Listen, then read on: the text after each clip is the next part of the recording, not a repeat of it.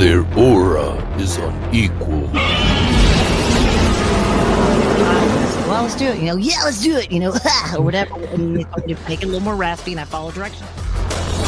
Their contents are legendary. In fact, that little sheet you see is his concept drawing. Their attitude is embraced. Tune in to one of the most up-and-rising kaiju-sized groups within our community. So go ahead and watch all of their creative content, including that of the Raw Attitude live interview, where they have special guests ranging from actors, directors, toy creators, artists, and many, many more. You can also find them on multiple of other social media platforms, ranging from Instagram, TikTok, X, Facebook. You could even sit back and watch your favorite classic monster movie and even watch us go through one of the most iconic games on Twitch. Featuring your hosts, Eric Stowe, Adrian Settle, Joe Myers, Samson West, Jordan Adorno. They are the Monsters with Attitude.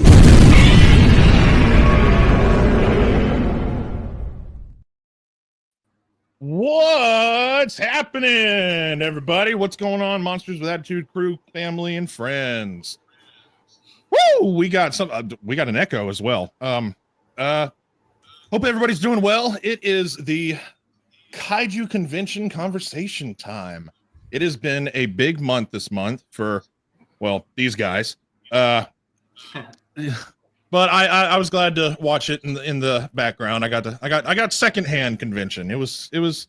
It's not as satisfying, but you still get the savory effect, all the flavors. But yeah, there's a lot going on with G-Fest, Wonderfest, and Comic-Con happening this month and this weekend as well. Lot of stuff dropped, lots of stuff to talk about and to reminisce about from G-Fest of past. But before we do, Eric, you have something you would like to say. Yeah, thanks, Samson. As monumentous as these last couple weekends have been, unfortunately, there's been a tragedy that's been going on in the world. Life comes and goes, and sometimes our role models are the people that we look up to, unfortunately pass away. I'm going to try to keep this in. I'm trying not to ball here, but it has gotten to me a couple times, just because you realize how much of an impact certain people play in your lives. And here at Monster with Attitude, and even Rich, yourself, are big fans of this stuff, and we talk about it all the time, and we've lived it, and we've enjoyed it, from our childhoods all the way up to adults now.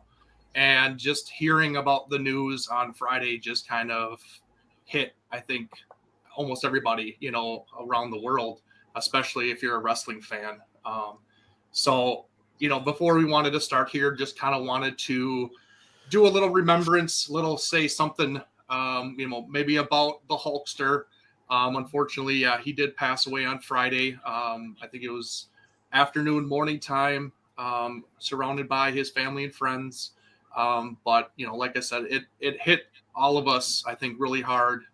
We can remember watching this stuff, forever and ever. And he just, he catapulted wrestling into what it is now. Without him, we would not have what we have now. We wouldn't have the characters. We wouldn't have venues. We wouldn't have the entertainment aspect, honestly. And he was larger than life. And it's crazy to know that an icon like him has passed. He's something that you look up to, you idolize. Everybody looked at him. He was the superhero before there were real superheroes. I mean, he was a real life superhero, honestly. And it's just kind of a big loss for a lot of us wrestling fans. So I just kind of want to go around, with all of us wrestling fans, just maybe say a little quick something about the Hulkster, and maybe his career, and what he meant to you, and maybe something that you remember about him specifically. And since Rich, you are the guest on the show today, I'm going to have you go first. Damn. And floor is yours, man. So, as we know, I believe, we've seen quite a few WWE superstars saying it. I don't know if it was Triple H or even Vince McMahon said something, but the gist of it is if it wasn't for Hulk Hogan, there would be no WWE. There would be, what we have today with all these different promotions and everything. I grew up in the 90s, so I didn't really watch too much of Hogan in WWF, but it wasn't until I started watching in WCW. And as we know, like front and center right there with the NWO, watching that happen live just changed the game for wrestling. And I watched his career practically, from everything to up, from that point. And I will contribute to WWE, wrestling. If it wasn't for Hulk Hogan, it wouldn't be for the WWF and all the other wrestling promotions for the shoot style promos that we see, on wrestling programs nowadays. If it wasn't for any of that, I wouldn't really have the style of videos I do, because in some ways it's like my own promo shoot style, like we see when we're watching wrestling. Yeah. So, when you start connecting all the strands and everything on how all this all works, like for me, it always comes back to promos. So, it really sucked. I thought people were joking around at first, like, "Oh, Hulk Hogan." I was like, "Yeah, no, we didn't."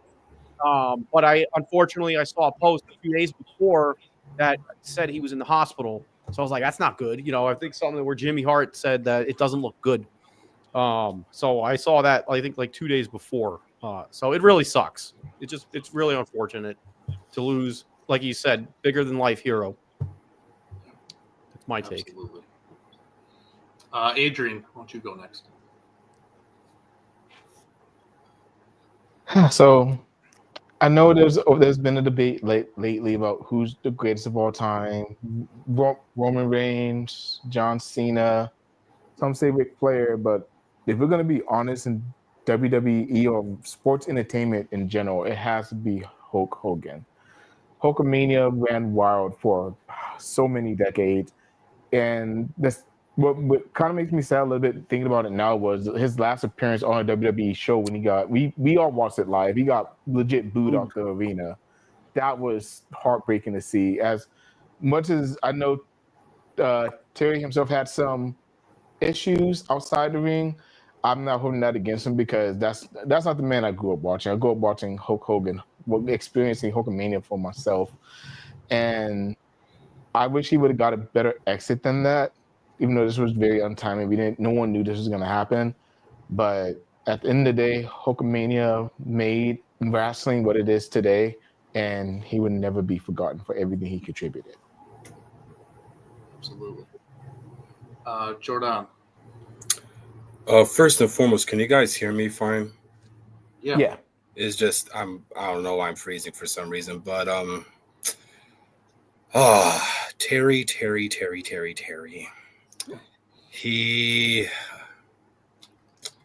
We've talked so highly of our love for professional wrestling, whether if it's us trying to get Samson on the hype train that is professional wrestling, or just talking to the chat about pro wrestling. Nonetheless, there'd be no pro wrestling if there was no Hulk Hogan. Mm-hmm. This man revolutionized the sport into what it is today. And I've been literally talking about this and expressing this since the day of his passing. There is a line that everybody's behind.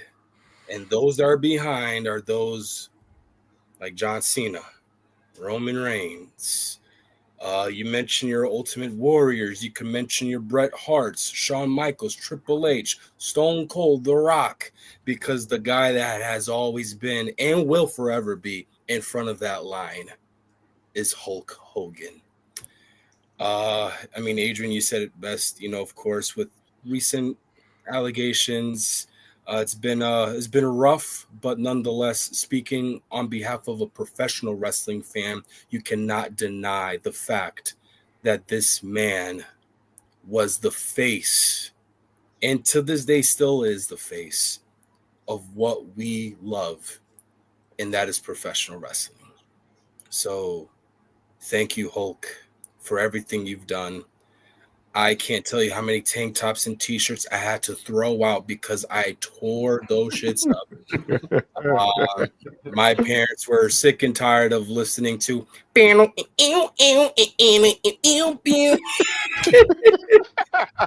it be me in the shower or blasting it while I would, go to work or just take a drive around town. But yeah, thank you, Hulk. We're gonna miss you, brother. No pun intended. And oh my God, I'm not gonna cry. There'll never be another one ever. In the next 50 years, in the next 100 years, there will never be another Hulk Hogan. Joe, if you can hear us, you're up.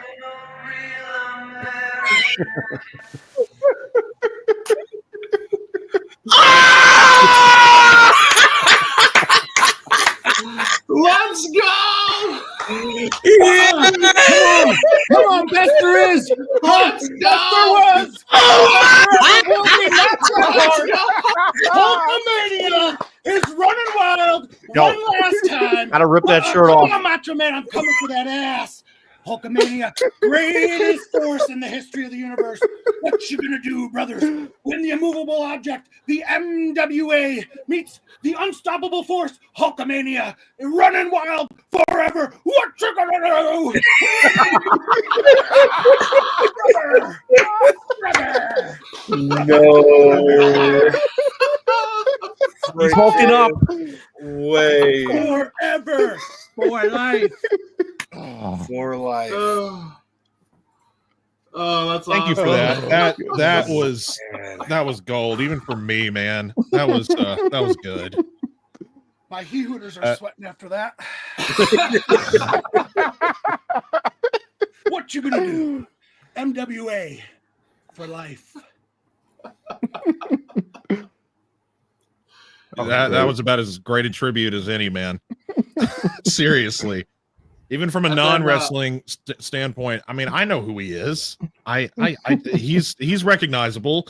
The goatee, the colors. Of course I know who Hulk Hogan is, and also he's been popular in just pop culture in general. Film, TV. I mean, he was in movies. He had his own reality TV show.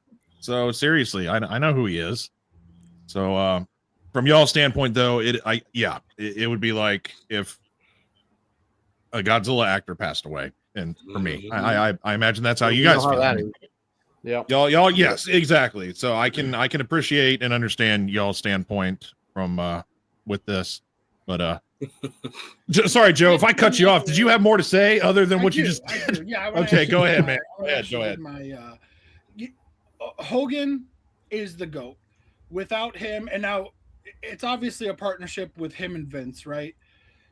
Yeah. Those two, without Vince's incredible genius and Hulk's incredible character and charisma and taking that character and living it every day, there is no wrestling like we know it today. And you could even make the argument that the 90s Attitude Era would not have happened without Hogan's 80s. Mm-hmm. But also, without Hogan's 80s, you wouldn't have had the Monday Night Wars or the Nitro era with the monumental, ripple, earth-shattering effect of Hogan's heel turn.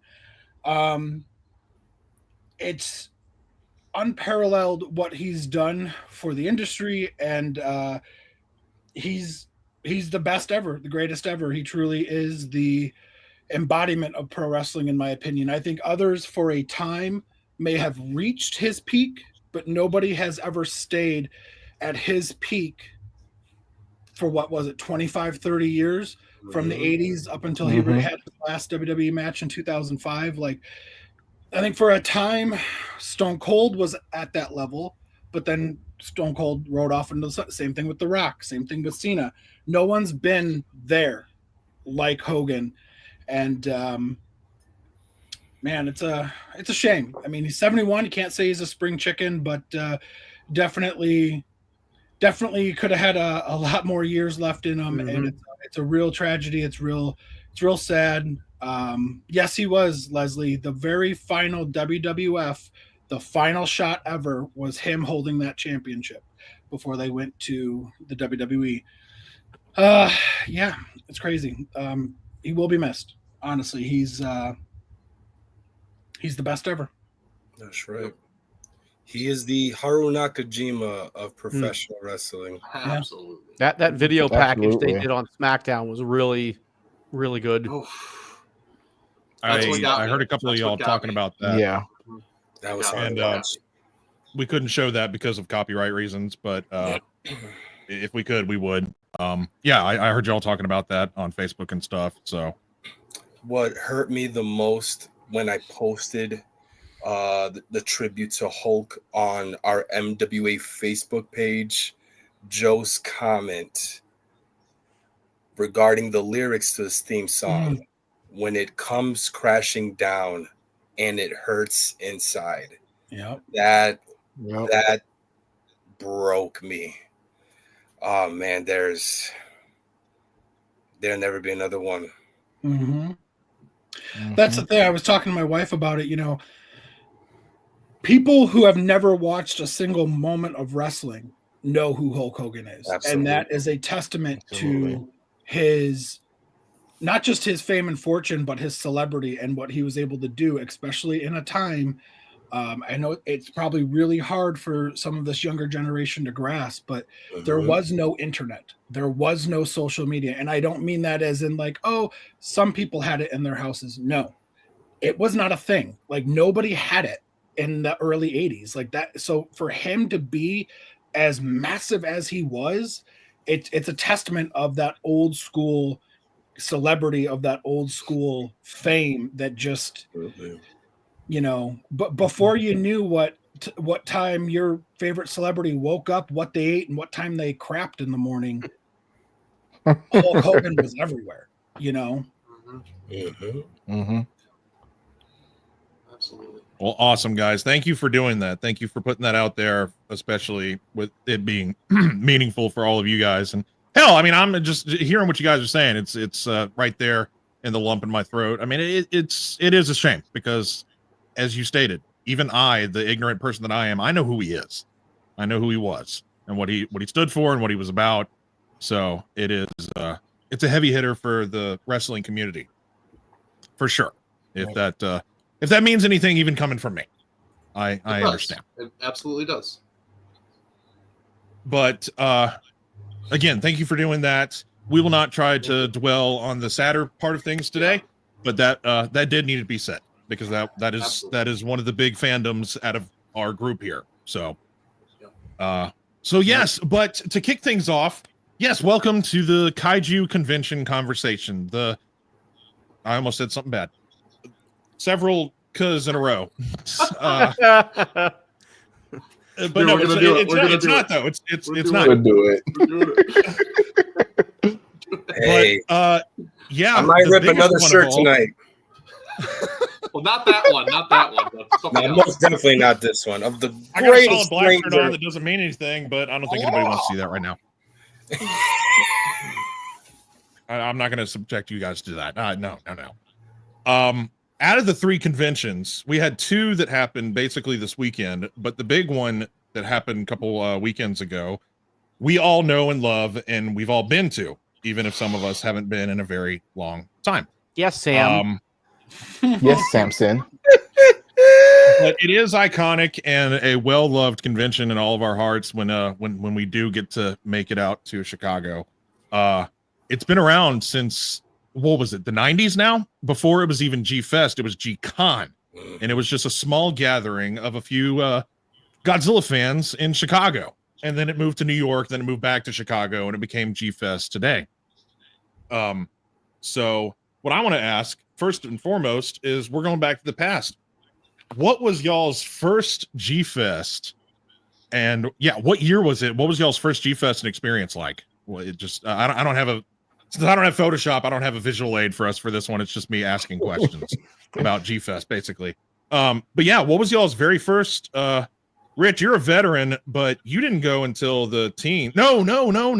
You went to one of the first, right? No, but I mean, my first Godzilla convention was G-Con in New York City. G-Con 97 to be exact. And just little drab of info that was run by John Rocco Roberto, who used to work with JD on G-Fan, but they had a falling out, so he started his own convention in New York called G-Con, which later turned into Kaiju Con. So 97 was my first, followed by G-Con 98, also in Manhattan. And then I didn't go to another Godzilla convention until G-Fest 20 in 2013. Wow. 97. I was 6. So I was 6 months before too. What do you know? I know. But so they as I said, it went from New York, or it went from Chicago back to New York, back to Chicago, and it's been the same ever since. So you said you went in New York. How small of a gathering was it all the way back then, even? Honestly, or big? How big or small was it? I mean, I was 15, so to me, it seemed massive. There had to have been probably 2,000 people there. David Dopko was there too, as I found out later on. You know, and there's James Bobo. I'm pretty sure Greg was there. Greg Cordaro. You know, there's a lot of people that I know now that were at those conventions in Manhattan. But it was at the Hotel New Yorker in Midtown, like a couple blocks from Madison Square Garden. But there was a good amount of people there. And Nakajima and Satsuma were there in 97. So that was the first time I got to meet them as well. So they were having special guests by then. That's awesome. They were able to they already had made they already made their visits to G-Con in Chicago. And Robert Dyer, he said, the first informal meeting was in 94. Robert first went in 95, but Nakajima and Satsuma, they had already started bringing over Japanese guests, very, very early on. Wow. That's awesome. That's impressive. Eric, you are one of the veterans of our group. When was your first experience, and what do you remember about it? If I remember correctly, my first experience or first G-Fest was 2002, because they were premiering Godzilla versus Megaguirus at the Pickwick. Oh, big movie. And that's literally how I saw all of the Millennium Series movies. Is every year at G-Fest they would premiere the film after it came out, and that's how I saw them all for the first time. So, were they in Japanese or English? It was Japanese. I didn't care. I was seeing the new Godzilla film in the theater, surrounded by Godzilla nerds like me. I didn't care. Yeah, precisely. And let's see, how old were you in 2002? Oh, good God. Why are you trying to age people out? Jesus. Yeah, for real. I'm just curious what age everybody went as well. Like, what y'all was probably what, 27, 28? Yeah. No. I can't math. You can't do math? Okay, it's fine. I can't remember. So you're gonna be 40. That was what, 23 years ago? So you were 17. 17, yeah. 17. Norwegian. Hogan, what about yourself? Did you say me? Yeah, Hogan. Hulkster. What about my Hogan? first one, brother, was in 2000, and I went to every single one after that, except for the 2 COVID ones, obviously. Wow. So you have you have the most under your belt? I think. I mean, out of us, yes. That's 20-something G-Fest in a row. Wow, dude. Yeah. Yeah. I mean, out of people, I don't know. I mean, probably in the whole world, no, probably not. I'm sure. No. But out of us here, for sure, because that's dang, dude. Yeah. Well, I only live. I've said this a bunch. I know because an you live hour right south there, of man. Chicago, so it's real easy for me to go. I'm jealous. That sounds like an awesome time. Adrian, what about yourself, man? And I was 12. Thanks for asking. How old are you? Yes.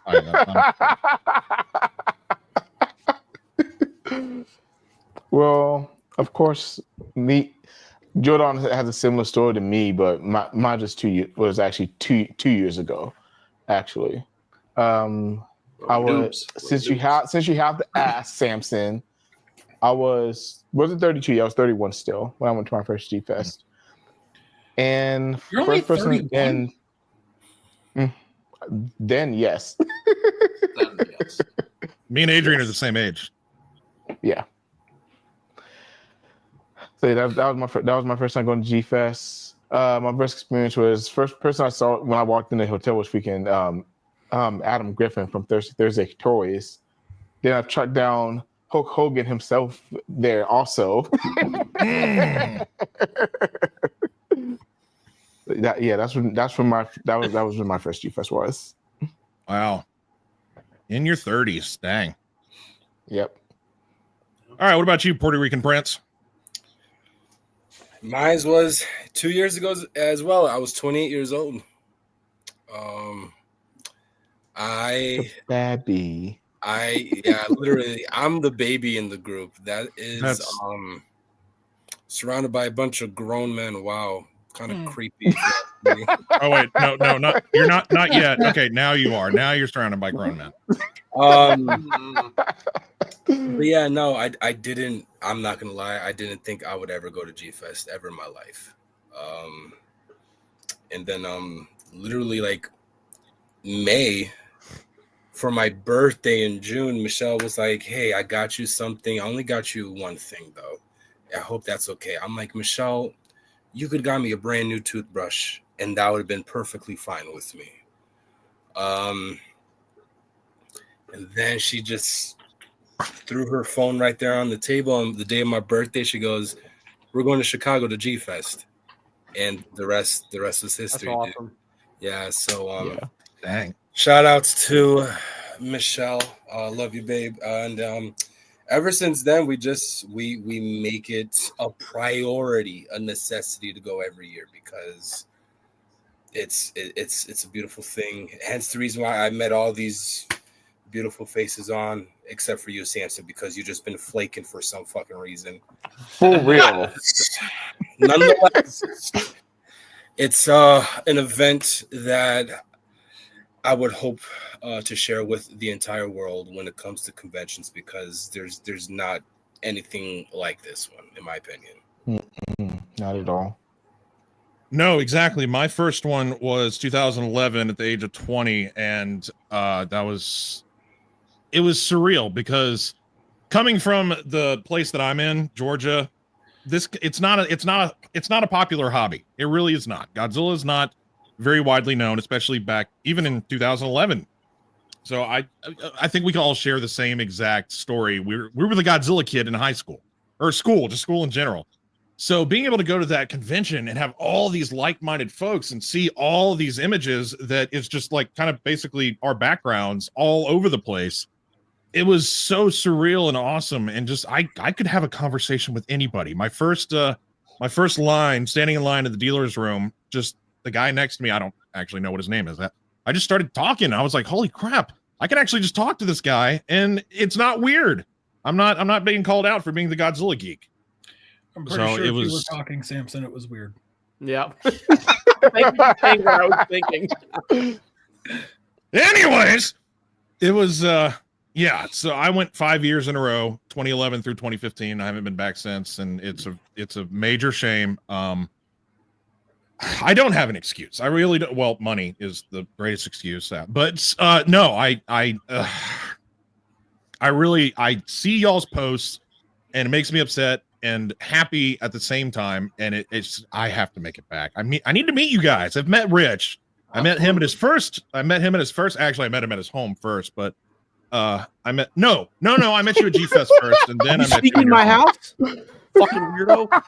No, your birthday. Remember? No, we met at G Fest first. Yeah, that's right. Yeah. We met at G-Fest. Look, And then I start saving now and don't make excuses. Can you go next year? let's see. Do I have a quarter right here? Sounds like a you problem still. Yeah. But yes, there is a long history with all of us with G-Fest, except for the man that just departed. But we're gonna mix things up now. Instead, we're gonna go back and forth, G-Fest talk, and then all the announcements. We have a lot. We have a lot that has happened this weekend between Wonderfest and Comic-Con. Y'all are gonna know more about these things than I do. But I did put together a slideshow of all the things, or as many things that y'all sent me as I could fit into the slideshow. This was actually Tom. Yes. Wow. Oh, that might have something to do with us right before Very G-Fest when we were telling everybody what to do before you go to the convention. I only got we'll take credit for that. Bad whiffs of people. Two bad whiffs. Yeah, there was a couple. There was a couple there. It's bound to happen. But let's go ahead and get started. You guys sent me all these awesome cool. Oh no! What Leslie put in the chat? I did not know that. Broke off a finger and still one of those giant -1. Oh yeah. What a model kit? The ones down on the first floor. There was a lot of people leaning on them. You know? Yeah. Oh, that. Oh, ooh. Yeah. I should have put at least like a rope around that thing. That. I mean, I know they had a sign there, but that's it. Dang. Well, let's get started, boys. Y'all, tell me what these things are and what the significance and how many of y'all got them. I mean, I heard about them selling out fast, and y'all were like, "No!" But why is this? Why are these so important to you, Eric? I want you to go first. You're making faces, man. That reaction, though. Okay, so these were what you needed to get at Wonderfest this year. These Tree Frog, the Godzilla vinyl art presented by Plex, had these amazing sculpts. They've been releasing for the last about a year or so. First was the -1 that you'll probably see in these slides here, but the newest one is the Space Godzilla that was announced, and then another colorway of another 95.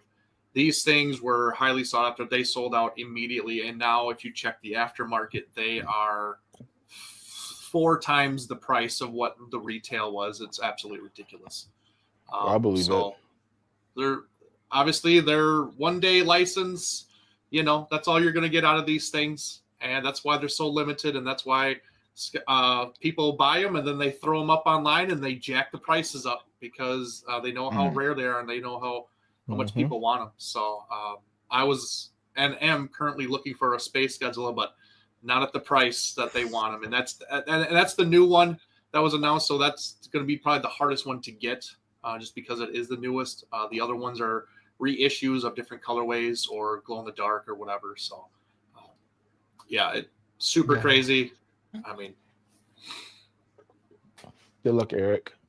Did anybody manage to snag one by chance? Any of y'all? No, you guys? I ain't got connection in Japan like that. I wish. Ooh, Rich was close. I was so close last night to buying one of the Space Godzillas because I was starting to rationalize, like, you know, there was the -1s. I was like, oh, those are like, you know, $500. I'm like, well, wait a minute. If I'm going to spend $500, like, fuck it.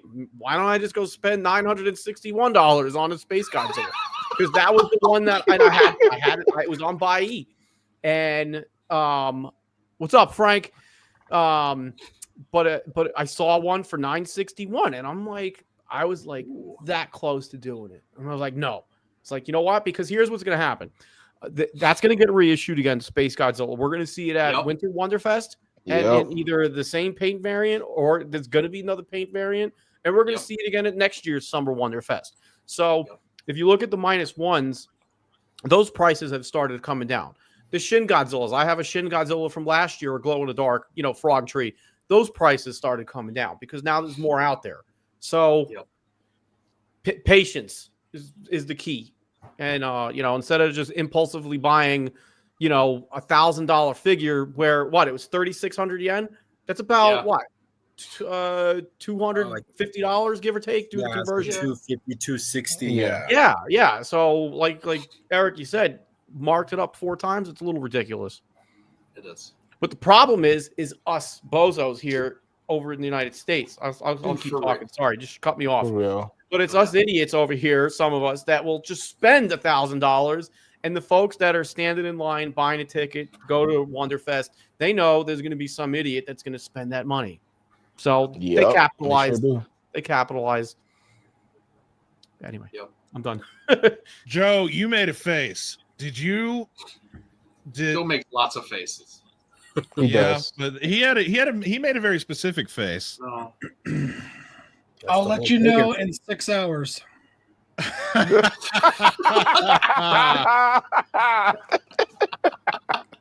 He's trying. Jordan, you were talking behind the scenes with us about these guys. You at work. What was your deal with I'm assuming the Space Godzilla? Oh, absolutely. When the Godzilla vinyl art line started releasing promotional pictures to showcase what they're going to be showing, the Space Godzilla immediately caught my eye. Like I could just picture like that specific iteration or color scheme of Space Godzilla going up against a burning Godzilla, and it just be, I don't know, a freaking full out mayhem. The orange, oh my God, look at that. He's literally repping the Hulk Hogan colors right now. I'm not gonna lie. For real. So, the black, the yellow, and the red. Yeah, dude. But that's the one that definitely caught my eye, and I'm pretty confident saying that I'm probably speaking on behalf of a lot of people when images started surfacing of this figure. So, Eric, Joe, Adrian, before you guys hopped on, I was literally at work sweating the entire shift, hoping to be able to win this on buy. And the internet's ass at my job. For my boy Lewis, if you're here watching, he'd probably testify to that as well. But anyways, I'm literally like patting down my sweat, and I'm like, oh my god! I keep on refreshing my buy. Sold for $893 freaking dollars.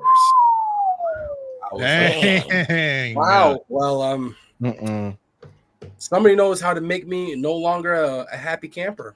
And that was the work day I had today. It was stressful and depressing, but Richie did make a good point. That's bullshit, man. I mean, when I did the conversion on my phone, it was $240 for the Space Godzilla. Yeah, You're but saying again, it's 800. People wanted, and it's for what it's worth. I mean, it's, oh my god, how can you not want this in your collection, man? But Rich, you do make a solid point. Just wait it out to be able to afford it for the price that it is initially being sold for, and it will come your way eventually. That's something I always need to keep reminding myself, because it's just impulse buy, and I need to get out that habit. So I commend Frog Tree for this, because these are amazing, and I cannot wait to see what they got later on down the road.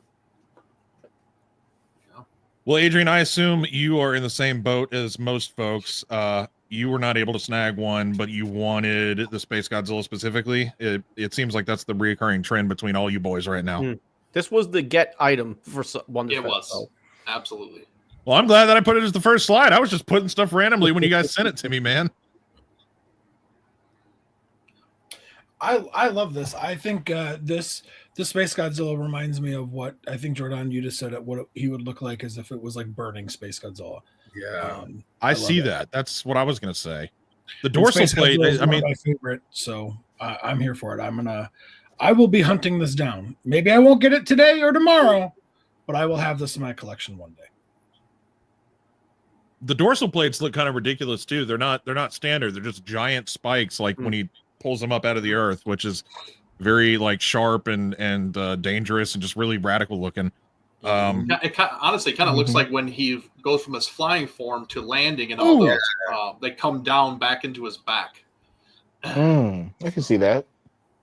Very valid. Very valid. Even But no, his- Adrian, I cut you off. You didn't get to say anything. No, and honestly, I've had to become very picky as of late, and y'all know that. And y'all know for food, I'm really picky, anyways. I really do like the way the Space Godzilla looks, but kind of like everybody else kind of highlighted that the aftermarket price is going to be absolutely obnoxious. I'm not even looking for it, to be honest, because I'm not going to sniff at that aftermarket price. I'm Gucci. I'm good. Well, I'm just now finding out about these things. I mean, what was the limit of how many of these were made? Is that because it's a one-time event figure, like y'all said, but how many? Is there like a set number, and that's why they go so damn fast, and the popularity Sure, is it's like pretty small ones, maybe 50, maybe a little bit more. I don't know. 50, Ooh. 60. You usually can get a good idea of if, you know, like if they're posting shots of their table before the show starts, you know, Mhm. at least at the show, that's what they'll be selling, you know, so. Yeah. Yeah.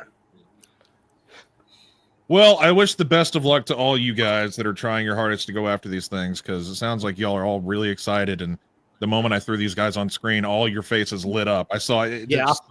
Eric, you just all y'all just as soon as I put this on screen. So, speaking of artistic, really radical figures, this next one is actually unique. When I learned about it, Eric sent me this.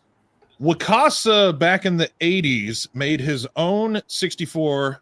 Shinichi Wakasa made his own 64 suit for a toy commercial. You can see in the first image, he's sculpting the clay of the face right there. And this is the final product. Very unique, very different looking 64. And what was the toy commercial, Eric, that it was for? Was it Bandai or was it something different? No, it was something different. I don't remember what it was called.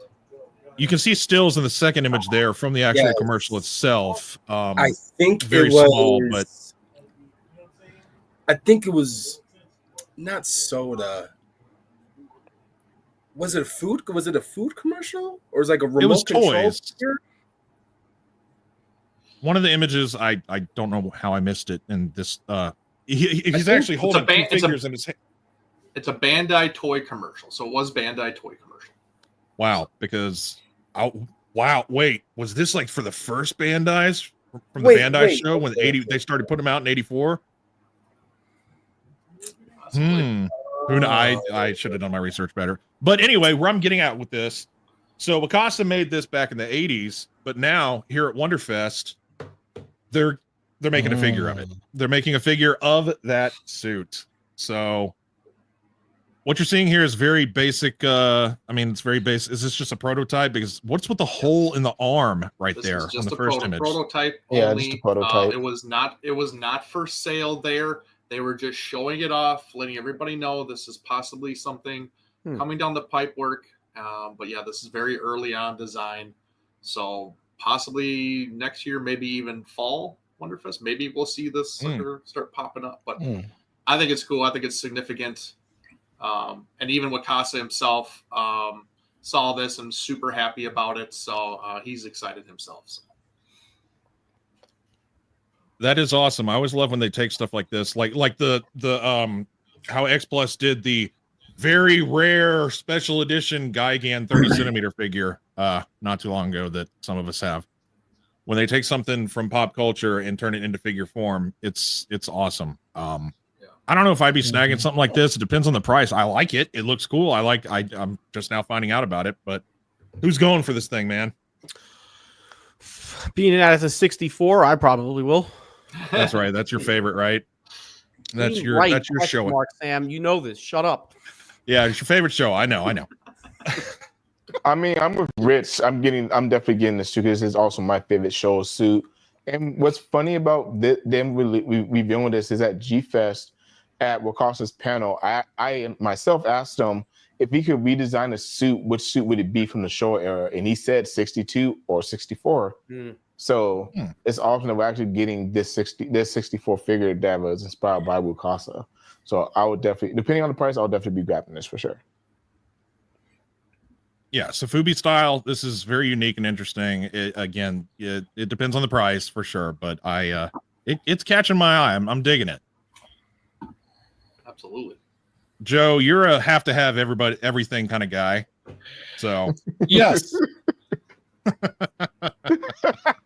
of course you are.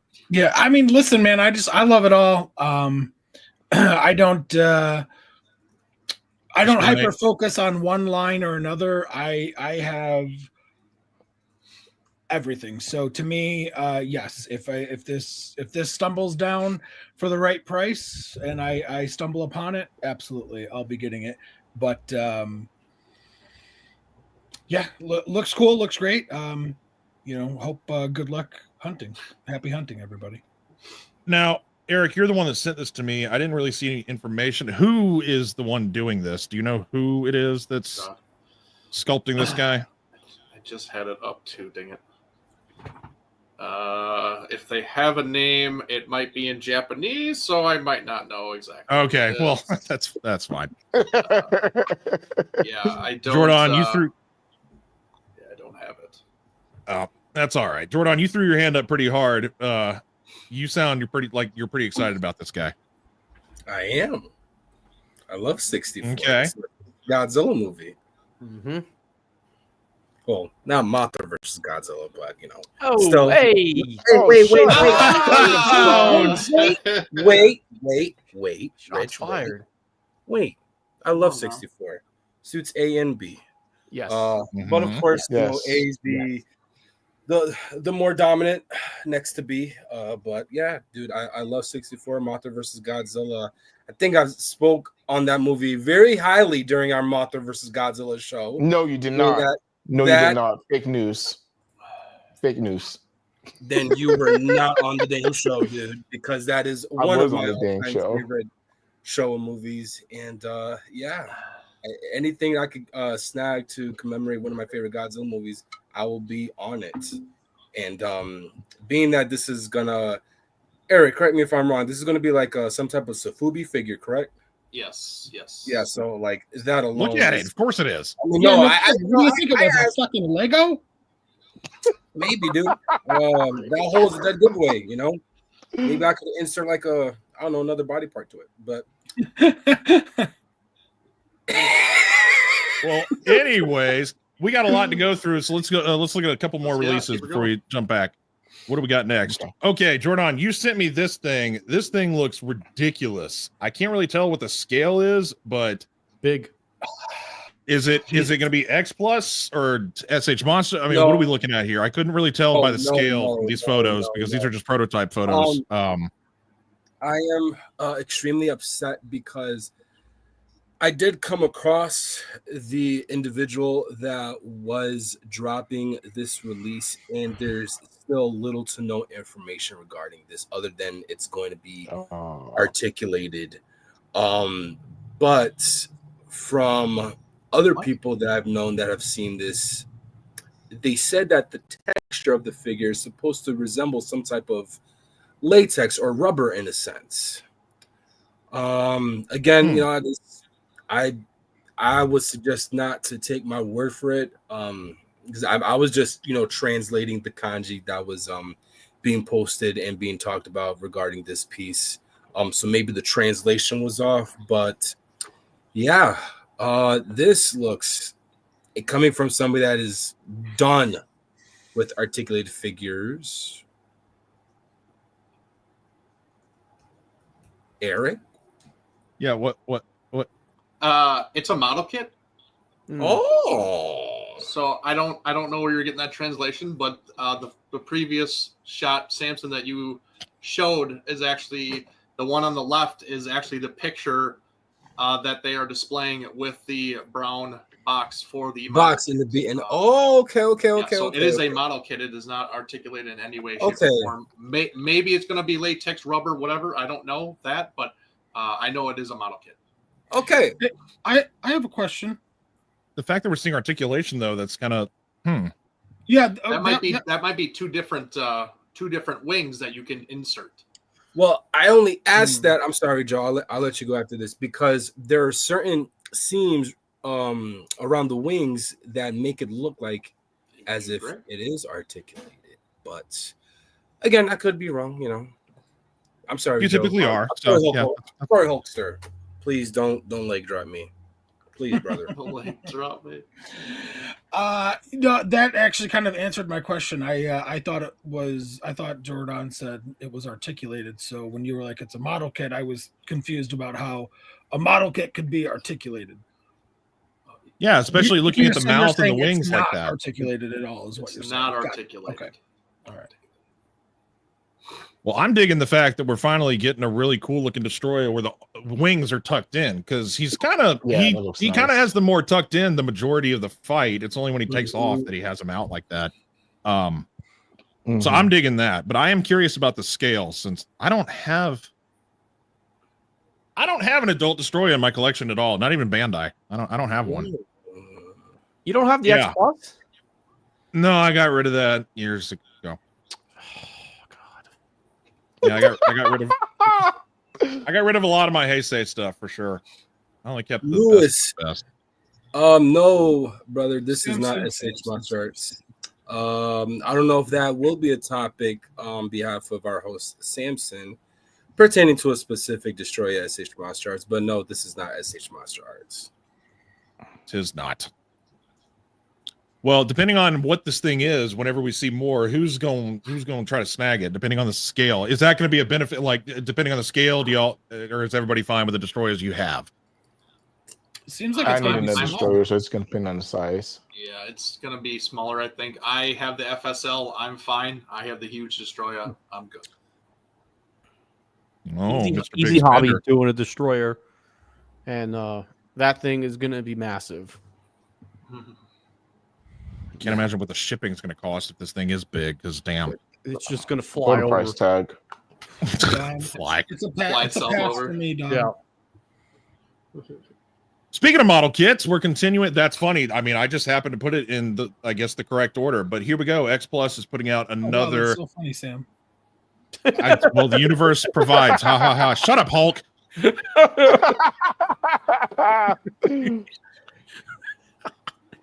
Let me have things, damn it. So speaking of model kits, yes, X Plus is putting out another version of our famous maquette from 2000, and it looks like we got translucent dorsal plates this time too. So that's radical. You can make it look all fancy.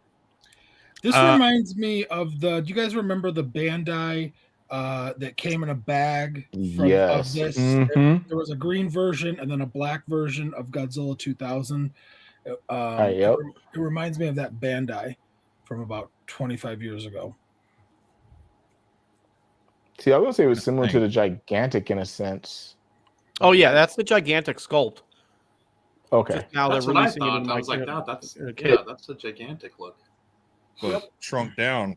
It looks like, unless but it that does it the same as like the Bandai Joe's talking about too, though. To be Guys, fair. I'll be honest. I'm getting shit out of these freaking sunglasses. So, whatever. You're committed to the role. I'm committed to the gimmick, but I can't see nothing. Joe. To make you feel any better, Hulk didn't always wear his glasses. You know,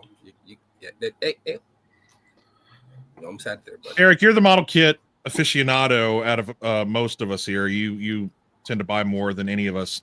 Do you care or not care about this thing? Is it catching your eye or not really? I don't, unfortunately. I have the KOC Godzilla 2000 kit already. I don't need this. So, but I will say props and congrats. I know that cover. I know that cover anywhere. That is the work of John Ruffin. Again, I believe. So him doing another cover for them. So that's awesome. Absolutely. Adrian, you also dabble in the kit stuff. Yes or no? Nah. I don't know why. For some reason, the scope never appealed to me, so I'm good. That's for me. Is it because it's not film accurate, or just because you don't care? No, I love the Marquette. I just don't love the scope specifically. The scope. Rich, what about you, man? I dig it. I mean, I have the Gigantic over here on the shelf, but I don't, that's an easy pass for me. But I have the Rick version with the orange dorsal plates. So depending on who builds it and how they paint it, you're gonna get a nice effect on the dorsal plates. So that's what I had Marcellus do to mine. He got me the orange dorsals on mine. So, and if you haven't seen it, it's gorgeous. It's absolutely gorgeous. it's pretty awesome. I have not. All right, let's look at one more slide. What's the next one? Okay. Ooh, yeah. Jordan, you sent me this ridiculous looking thing. This is, I mean, I can see that it's on a base of some kind to make it light up. If I could read, I can't really. It's UA. What does that stand for? Ultimate something monsters. I can't. But yeah, what do you know about this guy? So, for anybody that's aware of, is this Ultimate Action Monsters? I think Maybe that's what it says. It's they have done 72 Gaigan. They've done 62 King Goji. oh, They're also currently working on the -1, and recently, as a matter of fact, I'm looking at a few individuals that own their Space Godzilla. Yeah, so this obviously with the little lights that you see glowing out of Desugo, this would be a light up and sound gimmick figure. How big is it going to be? I mean, I'd assume basing off of the other previous releases, it's going to be a decent size. I also know you're also going to be probably spending a pretty penny on this with the features added to it. But yeah, I'm not going to lie. Being that I did come across this, I'm a sucker for sound effect gimmicks, even from time to time light up gimmicks, but I will be passing on this because I would like to think that I bought the Desu Goji figure of the year. Okay.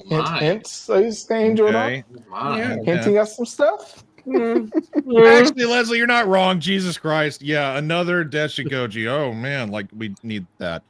Like we need Light up another gimmick. utility It's bill. always awesome, especially for something like this. But do we really need another company making this damn toy? I mean, well, it is the 30th anniversary of Godzilla vs. Destroyer. So Yeah, I guess that's an excuse. stop it. Stop it right now. Yeah, I'm excited about talking about this one. So this line that does these kind of things, they do light up, they do sound effects. That's what they're kind of known for. They are 30 centimeter figures, so they're on the bigger end, and they go on a platform, and it kind of connects into a foot with a little peg, and it has a couple different settings that you can do for these guys. So that's what this stuff is. It's great, it's awesome, but yeah, it's just another Desu Goji that everybody loves, I guess, because this is the one Goji that just is repeatedly remade, and everybody still buys it. Kind of like Hedorah's the one villain that is always remade, and everybody buys it. Why? It's such a boring villain. God. Stop the slander. Jesus. Good God. I don't get it. Keep talking. I mean, But no, let I me love not it. Yeah, Rich, I'm all about the. Yeah, Hedra's the fucking shit. Easy But I will pass for say, me. though- I don't need Go ahead, it. Samson. No, that's all I was gonna say. No, I was gonna say that we've all fussed about before, because Lord knows I'm tired of light ups too. This is the perfect example of a light up that needs to be done for this version of Godzilla. And God knows I'm tired of seeing Burning Godzilla. As tired as I am seeing Shin Godzilla also, but I don't have a Burning Godzilla in my collection, so I might consider it. To be fair. Fucking Joe, man. Really quick. Why am I hosting? So I did see in-hand footage. In-hand pictures pertaining to this, and Yeah, I did too. I do not like the light up gimmick in this figure at all. It's bad. Very dim, and it's just not. It's not hitting in the spots that it needs to hit. So Okay, say less. That's all. Say less.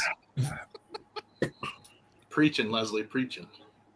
All right. Say Well, less. let's shift gears and talk about G-Fest again. Hell yeah, brother. No. Next question I have is, of the events at G Fest after all these years now, what is the be all end all stuff to do? If they're like, when you go to G Fest, what is the number one thing that y'all are like, I am not going to miss this. I have to do this when I go to G Fest. And if I miss this, I'm going to be fucking pissed. It's easy. I had to take Go a picture for it, with Jiris. Well, if it's easy, y'all guess we'll let you go first again.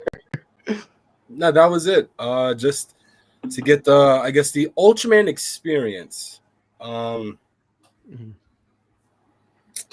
In recent years, You going just- to New York Comic Con, and Ellie just boom, pipe bomb. Yep. Big fat. wow, What is happening? dude, Basically, Well, we're all telling you you're a bitch for not going, Sam. Yeah, exactly. You got Helmy all the way from Australia saying you're a bitch. Well, we've known that for a while now, haven't we? As long as you know. As long as you know. Shut up. This is my show. Be nice. No, Calm but down, yeah, Jeffy Dahmer. that was. I'm going to leave. I'm going to take the slideshow with me. Y'all can go fuck yourself. But yeah, no, that was it. I've in the past few years attending New York Comic Con and Anime NYC. I've been given the privilege to take pictures with Ultraman, Ultra 7, and a bunch of other like Subaraya, products pertaining to those events. But what G Fest did, in my opinion, triumphed them all. Yeah, sure, the Javits Center has a much more larger platform to be able to showcase more like flashy stuff, but the in-person connection you got with taking the pictures with the characters, whether if it been Pigmon trying to freaking tackle me out of the stage, or Jiris, Michelle being batshit scared, taking a picture with Dada. It was crazy. It was fun. The pictures that we got to take with each other with the kaiju and the He characters. said one thing, Jordan. That was it. Stop it right there, Hulk. Let me tell you something, brother. Listen, Take it too damn long. Hulk's getting The hot, brother. black and white Sweat. paint on. I'll grab my trench coat, grab my black baseball bat, and repeat. Oh, dude, I'm keeping this. Next year, you show up as Crow Sting. Grow your hair back out. I will do that. Mhm. Actually, Hulkster, I want to hear from you next, since you've gone for 20-something years. So generally speaking, it's actually the answer that Alex Sawyer gave in the chat. Now that I'm older, my favorite thing of G Fest is getting to see all of you guys that I only really get to see in person once a year. Yes, we talk every day and stream every week and stuff, but like getting actually to physically hang out with you guys every year, it's a blast, and I love that. And that means those type of memories mean more to me than any type of toy we collect or figure that we buy. But honestly, if there's one thing that you go to G Fest for that you never miss, non-generally speaking, specifically, it's the dealer's room. And I think that's the obvious answer for everybody, is that we're all collectors, right? That's why we go. So we're looking for something, whether it's a book or a CD or a Bandai or an X Plus. We're looking for something, and that's always fun. The thrill of the hunt. Awesome, man. I'm going to bounce around randomly. Adrian, you're next. I mean, I'm just gonna repeat the same thing Joe said, which was surprising because my first year at G Fest, I was like, "Oh, I'm in the deal room all weekend." But honestly, the best part was just hanging out with the boys all freaking weekend. So yeah, for me, it's just getting a chance to be able to spend time with everybody when we're there, no matter what we're doing. All right, we're going to Brady Bunch it on over to Eric next.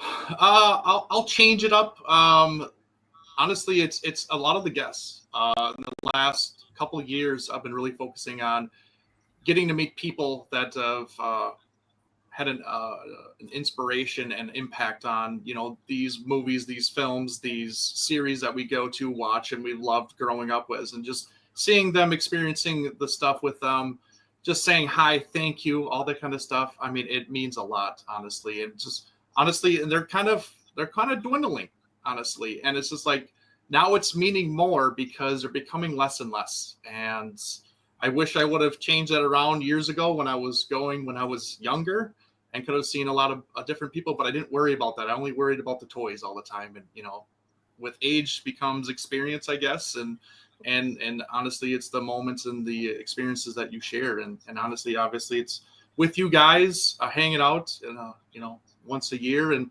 honestly making new friends, making new friends with Rich, and just seeing people and meeting new people there. It's awesome to do. It's just something that we never were able to do when we were kids, because you felt like you were the only one in your household, in your town, that you had nobody around you, that you had to keep it all in. And now we have a place where it just comes out, it busts out at the seams, and it's just a lot of fun. So. Right on. Couldn't have said it better myself. Yep. That was great, man. Rich? Short and sweet. Well, maybe not short, but definitely the people. No, you're pretty short. Yeah, I know. Thanks.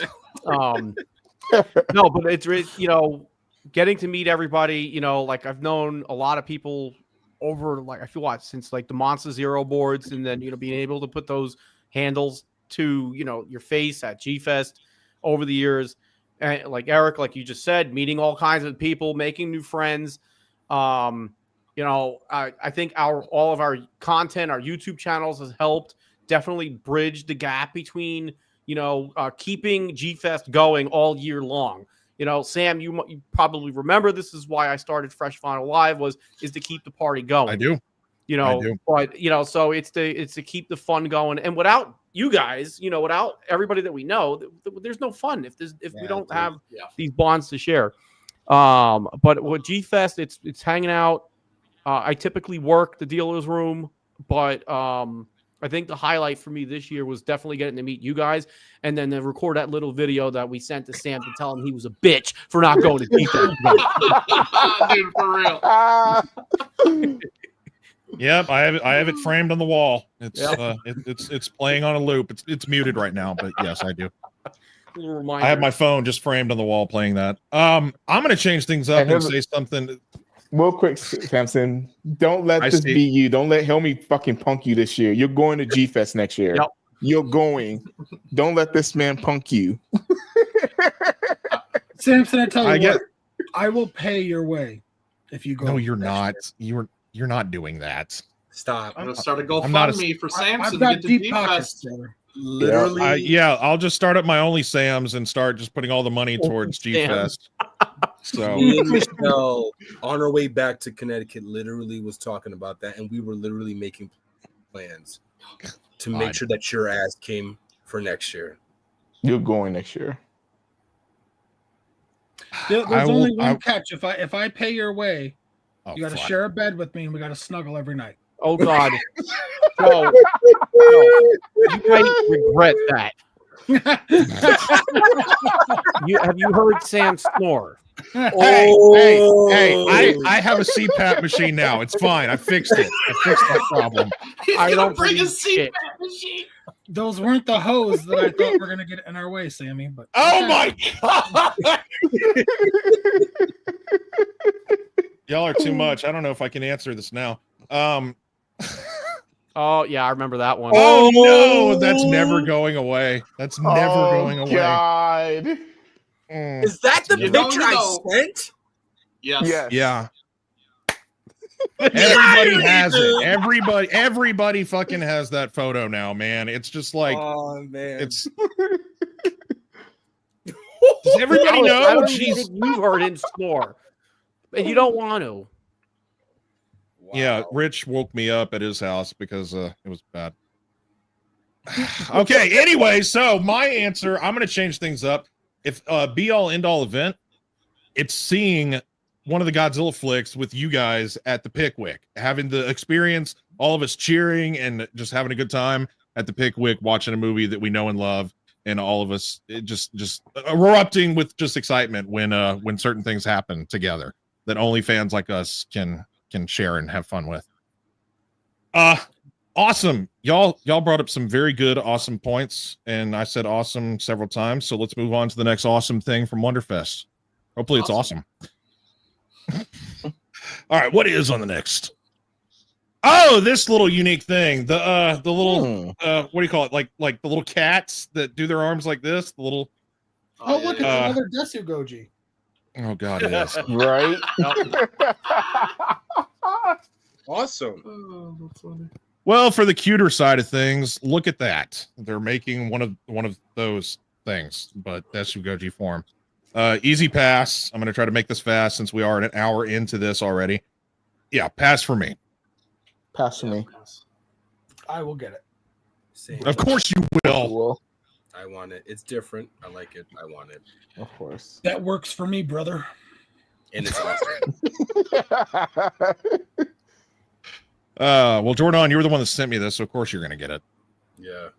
I like All it. right. Now, CCP is putting out some unique I was sculpts. hoping these were. As you can, I is that was first too. one Desu Goji? For the love of God, are we? Is that who that is? I don't know. It looks like the Heisei, but I'm not sure. Is It it? looks like the Heisei, but doesn't the nose almost kind of look like 73-ish? That's what I was just gonna say. It looks like Showa Yeah, ish. almost. It's a weird. He's got It's not 4 no toes, damn though. Showa. So that's Heisei. No, it's look at the dorsal the plates. dorsal plates. Yeah, dorsal. Yeah, it's Yeah. Heisei, but And 4 toes. nose. I can't read the plaque because half of it's covered up, so it's hard for me Yeah, to I fit. can't But read it either. CCP has been putting out some awesome stuff recently, and these are, I mean, those Mechagodzillas are, I'm digging those, man. I like me some original MG. Yeah. For sure. Mm-hmm. Is I it like the, two the separate GM 74s, or is it a 74 and Oh, it's 75? 74 and 75. It is both. Okay. Yes. Okay, all 2 of them. So Nice. for Who's those that are not aware, this is the big retro Sofubi series by CCP. Mm. Mm. Who likes what the most? Again, I said GMK. that Mecha Godzilla. GMK. GMK. EMK. Yep. Who likes Mecha Godzilla, bro? Like Norwegianers.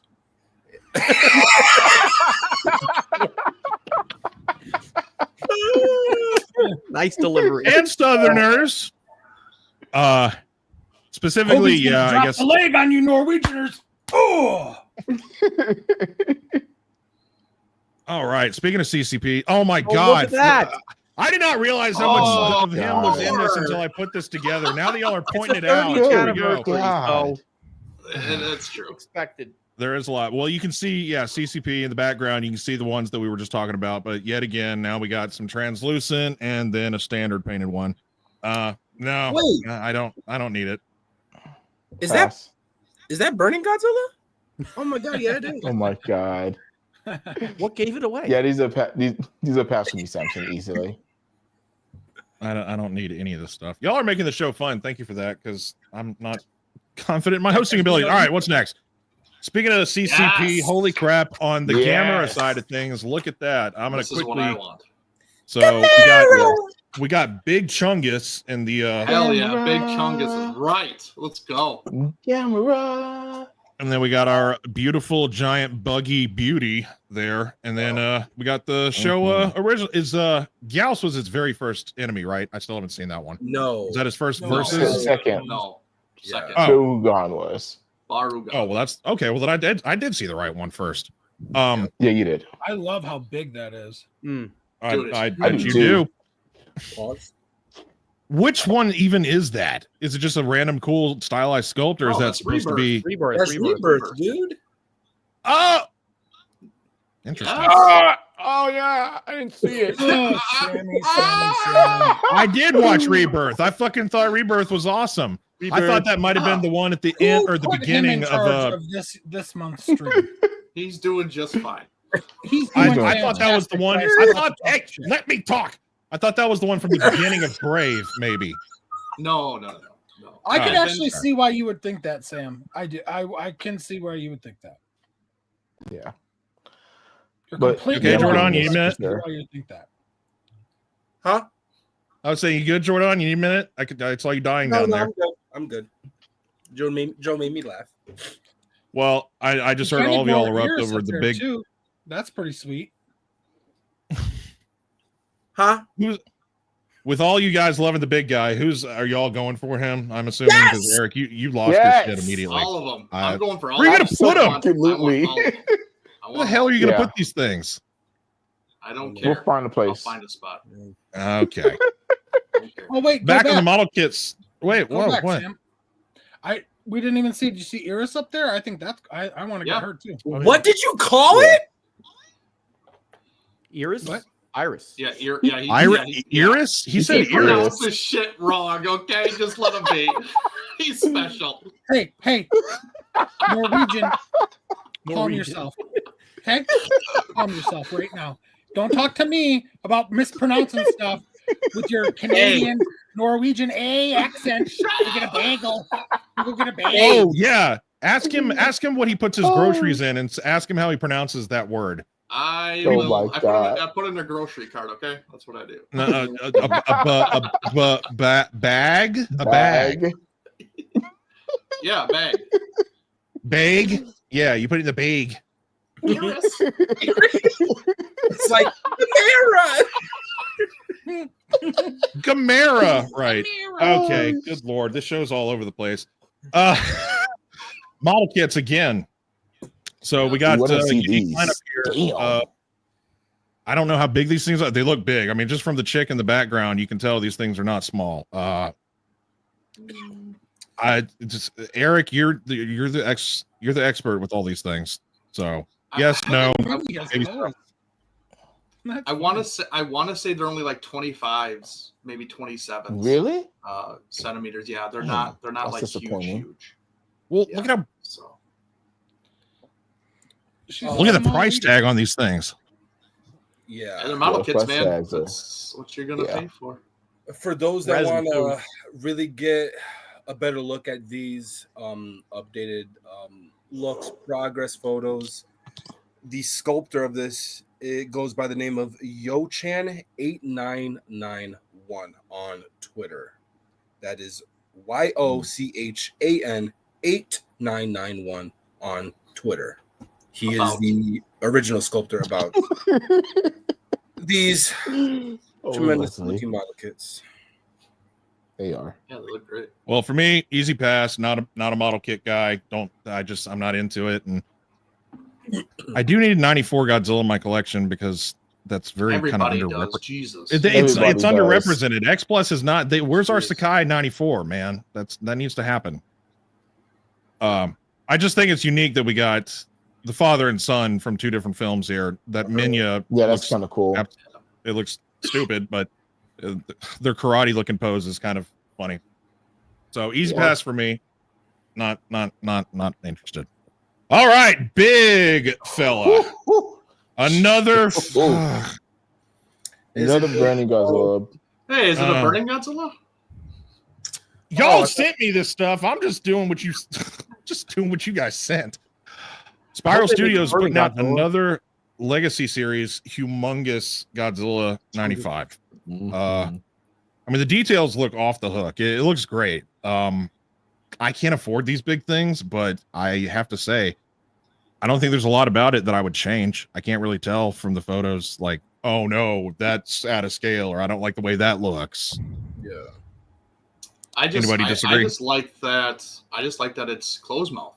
You know, you don't for burning, but most of them are open mouth, man. It's nice to see a little bit difference. And honestly, out of the two gigantics that were showcased there, this one is a little bit above the Omega Beast one because I think this one's more screen accurate. Yeah, the other one is still more stylized, but this one is like very close to screen accurate. Man, this is crazy. So I give him props for that. Yeah, I think Tanaka made the sculpt too, also, right? If I'm not mistaken, or was it another sculptor? I mean, he was sharing the booth with them, but I don't know if he was necessarily the one behind the burning. Well, whoever sculpted this did an amazing job. This looks incredible. My problem with these is that none of them have ever taken my breath away like the original gigantic X Plus. So like, yeah, they're amazing. They're great. They look cool. But like when the first gigantic X Plus came out, the burning, it was like, whoa. And that was honestly the very first figure I ever pre-ordered. Normally I waited for it to show up on a website or to go to G-Fest and buy things. The gigantic burning was the very first thing I was ever like, I don't care. I want to guarantee to have that. And to me, like, there's just been so many other Desu Gojis and just other things in general to where very rarely does something take my breath away like the original gigantic burning. And as great as I think this is, it just doesn't really take my breath away like the X Plus does. Okay. And also, I'll be honest, like, Expected. I really, over the past few years, have lost complete faith in Spiral. Sure. Just with constantly getting pushed back, that turns me off. Nothing against them personally, because I don't know them personally, but like the constant delays, I'm just kind of like, man, like I'm spending so much money and all of your stuff gets pushed back. Like after a while, I stop pre-ordering from companies that do that because I'm just like, what's going on? And then they put out a GMK with a stubby little tail. Yeah. Oh gosh. Didn't they push that back like 3 times? And they put that thing out, and fans were really fucking upset when it got into their hands. Yeah, the tail was definitely a kind of a disappointment, and the head seemed very big. I'll bet it did. Well, again, can't afford these giant figures, but I mean, I dig it. But I respect what you're saying about the OG gigantic X Plus. But yeah, if they push it back over and over and over and over and over again, it's yeah, you're gonna lose customers. That's just the way it is. More Spiral, gigantic, humongous fucking figures, y'all. Wow. I don't know how people can afford or where you're gonna put these things. Seriously. Well, That I'll looks worry about space space sounds later. Yeah, literally. Yep. Thank you, Rich. That's where I'm at. I saw your picture, and well, I see behind you right now, but I saw your photo on Facebook today. Yeah, you're running out of room in there, bro. Oh, in my X Plus room? Yeah, you. Yes, Yeah. Rich. That's on Facebook now? I thought I only posted on Instagram. Regardless, it does the reels on Instagram and Facebook. Oh, yeah. It copy and paste. I had to bring the X Plus figures up from the living room because I didn't want it to be like overly tacky in there with too much shit. But the problem is that I'm now cramming on here, and I'm almost at the same levels of having these crammed like I did in 2019 before I sold off a bunch of X Plus stuff. Oh dang! Yeah, I sold off a good chunk of stuff, 25 centimeter stuff and duplicates, but I have 160 X Plus figures. It's a little silly. It's silly. I have not done a count, but damn, no. I don't think I have that many. I don't think I. Do you still have all your ultra? Anyway, that's off topic. This They're thing down there. This is amazing. I would not be able to put this anywhere, but holy shit! I have a complaint though. Okay, let's hear it. Really? Okay. They're -1. Both versions are literally just knockoffs of the Ichiban Kuji and the Black Dragon. That's all it is. I'm sorry, hate me if you will, but I don't want to see somebody just reduplicating stuff what somebody else has already done and just put it into a bigger form. I'm sorry, but that's not original to me. That's not groundbreaking. To me, that's not. Lazy. I want something original. I want something different. Yeah, that's very easy. And when I first saw these, I was like, "That's laziness." I'm sorry, but I was not impressed with these at all. So I was kind of like, "Oh, that's." I mean, they look great, but like you're literally just upscaled what has already been done. That's already tremendous in its own way. So not for me. Okay, damn, that's an opinion. Anybody else? Pass. Eric, what are your thoughts though when X Plus does a Black Dragon kit or whatever?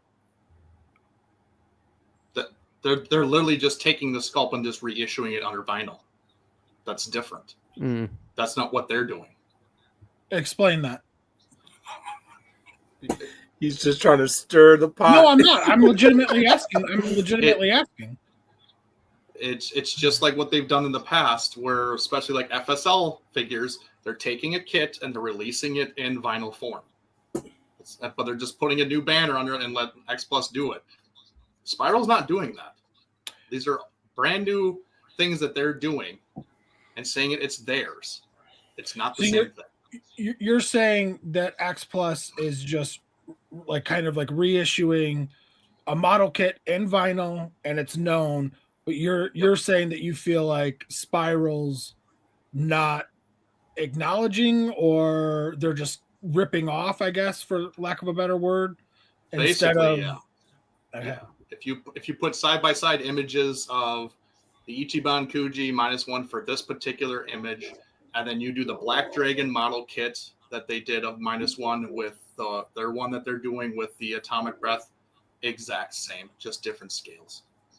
So okay. Well, yeah, too big, can't afford it, don't have a fucking place to put it. You're saying this one, right, Eric? Yes, absolutely. That one right there. It has the same turn and everything. Has the same body turn, arms, head. I mean, you're not wrong. Scary. You know, I mean, you can use reference photos, but man, if you're copying the same thing almost, like, good Lord. So that's just my opinion. If you don't like it, that's fine, but that's just my opinion.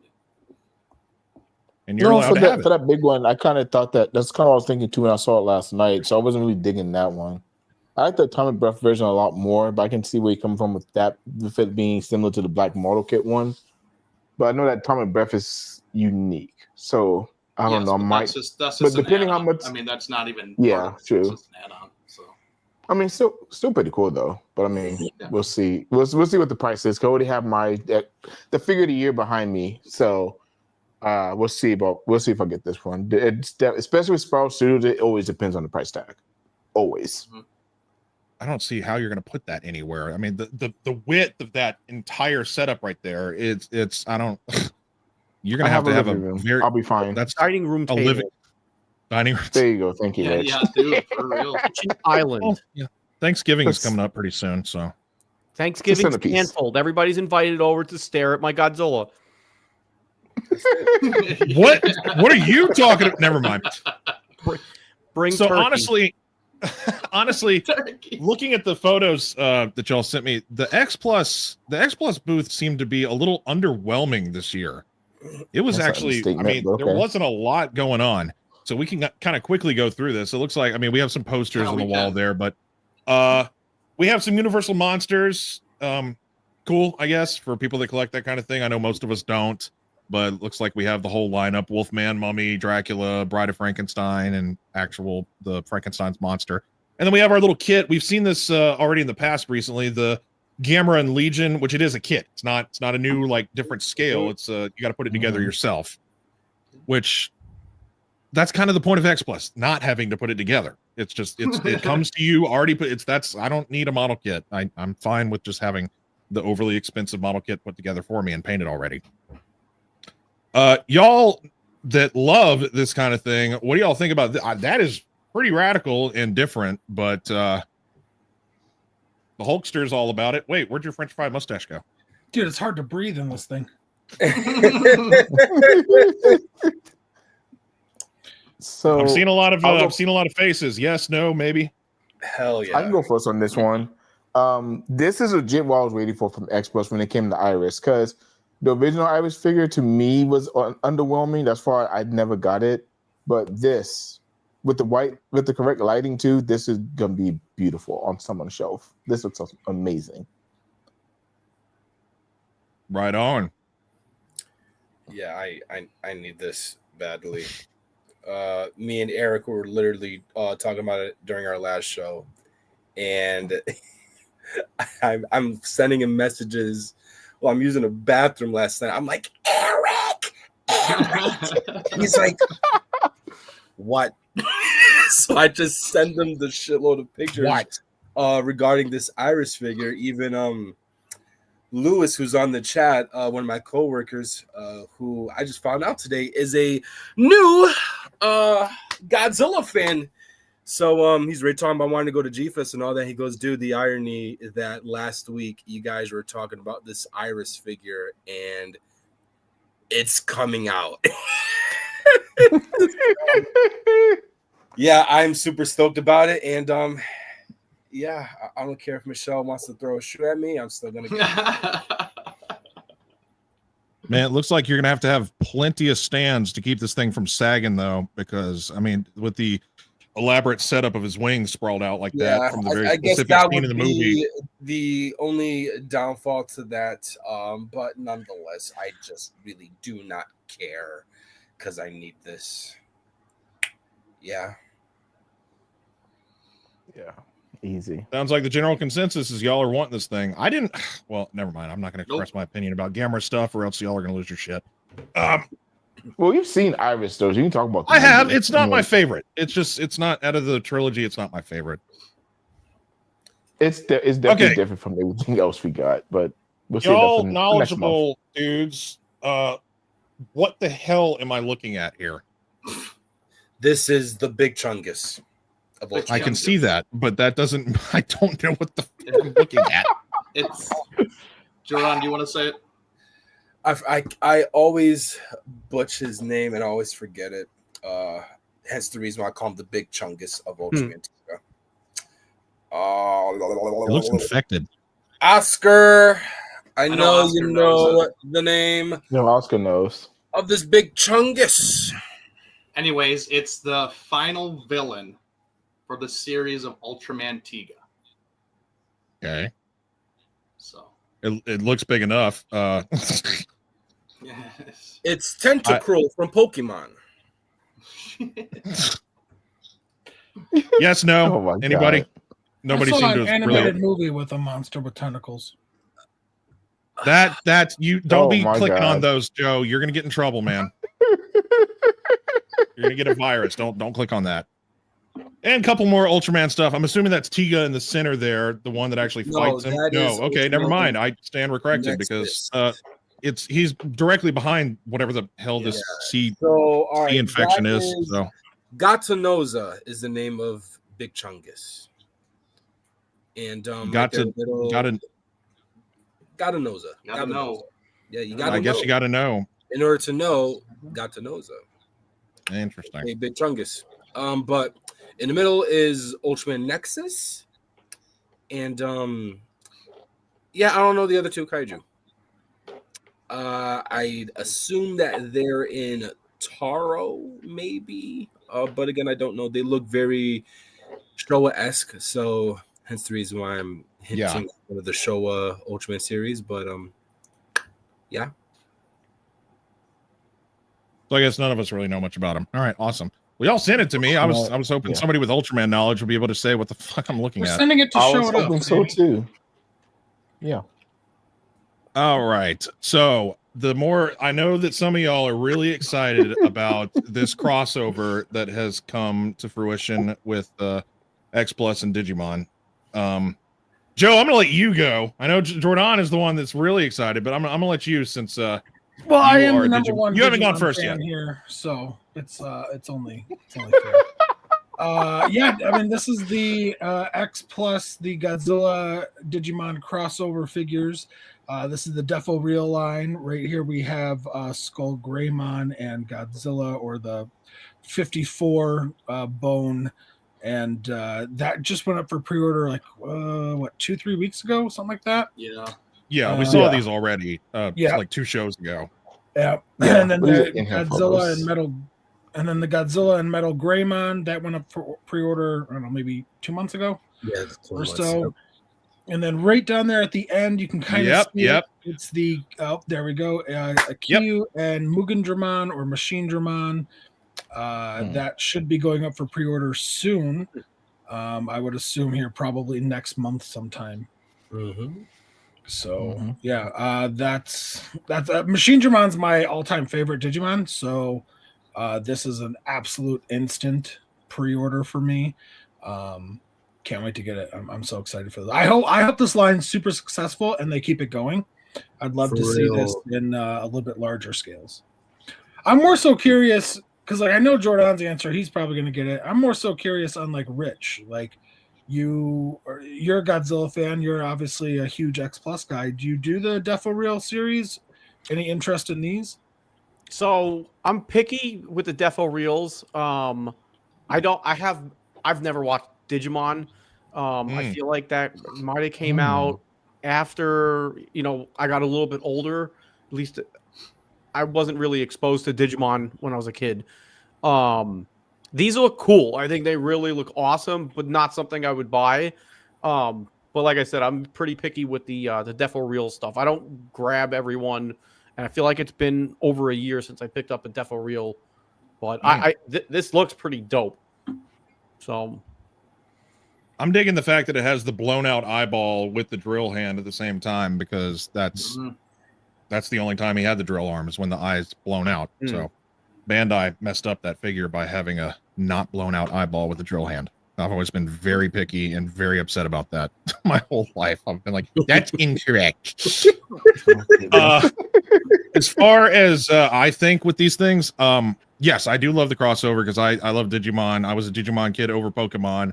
I'm wanting to see a Megalon Kabuterimon crossover, if anything, or Mega Kabut.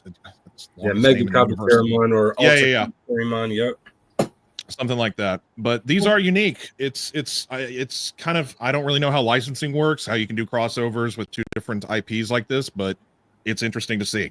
It's awesome and interesting, and I'm glad that they're not even just Megalon and Kabuterimon. I mean, they could do like Rodan and Garudamon, maybe even like Anguirus or Baragon with Garurumon. Yeah, there's King Caesar and Leomon. Yep, Biolante and Palmon. Yeah, there's a lot of really cool things. There's possibilities. This crossover for sure. If there's anything that I was hoping to get when I woke up this morning, was that they were going to be doing a 20 to 30 centimeter figure of the War Greymon G Erosion Mode figure. Since that is the poster boy of this collaboration. For those that don't know what that is, look it up. It is the War Greymon G Erosion Mode, where it's just basically him being affected by Godzilla and he's turning into Godzilla. And that's the one I'm really looking forward to. And I, like Joe said, I really hope it doesn't stop here. I want to see this really grow.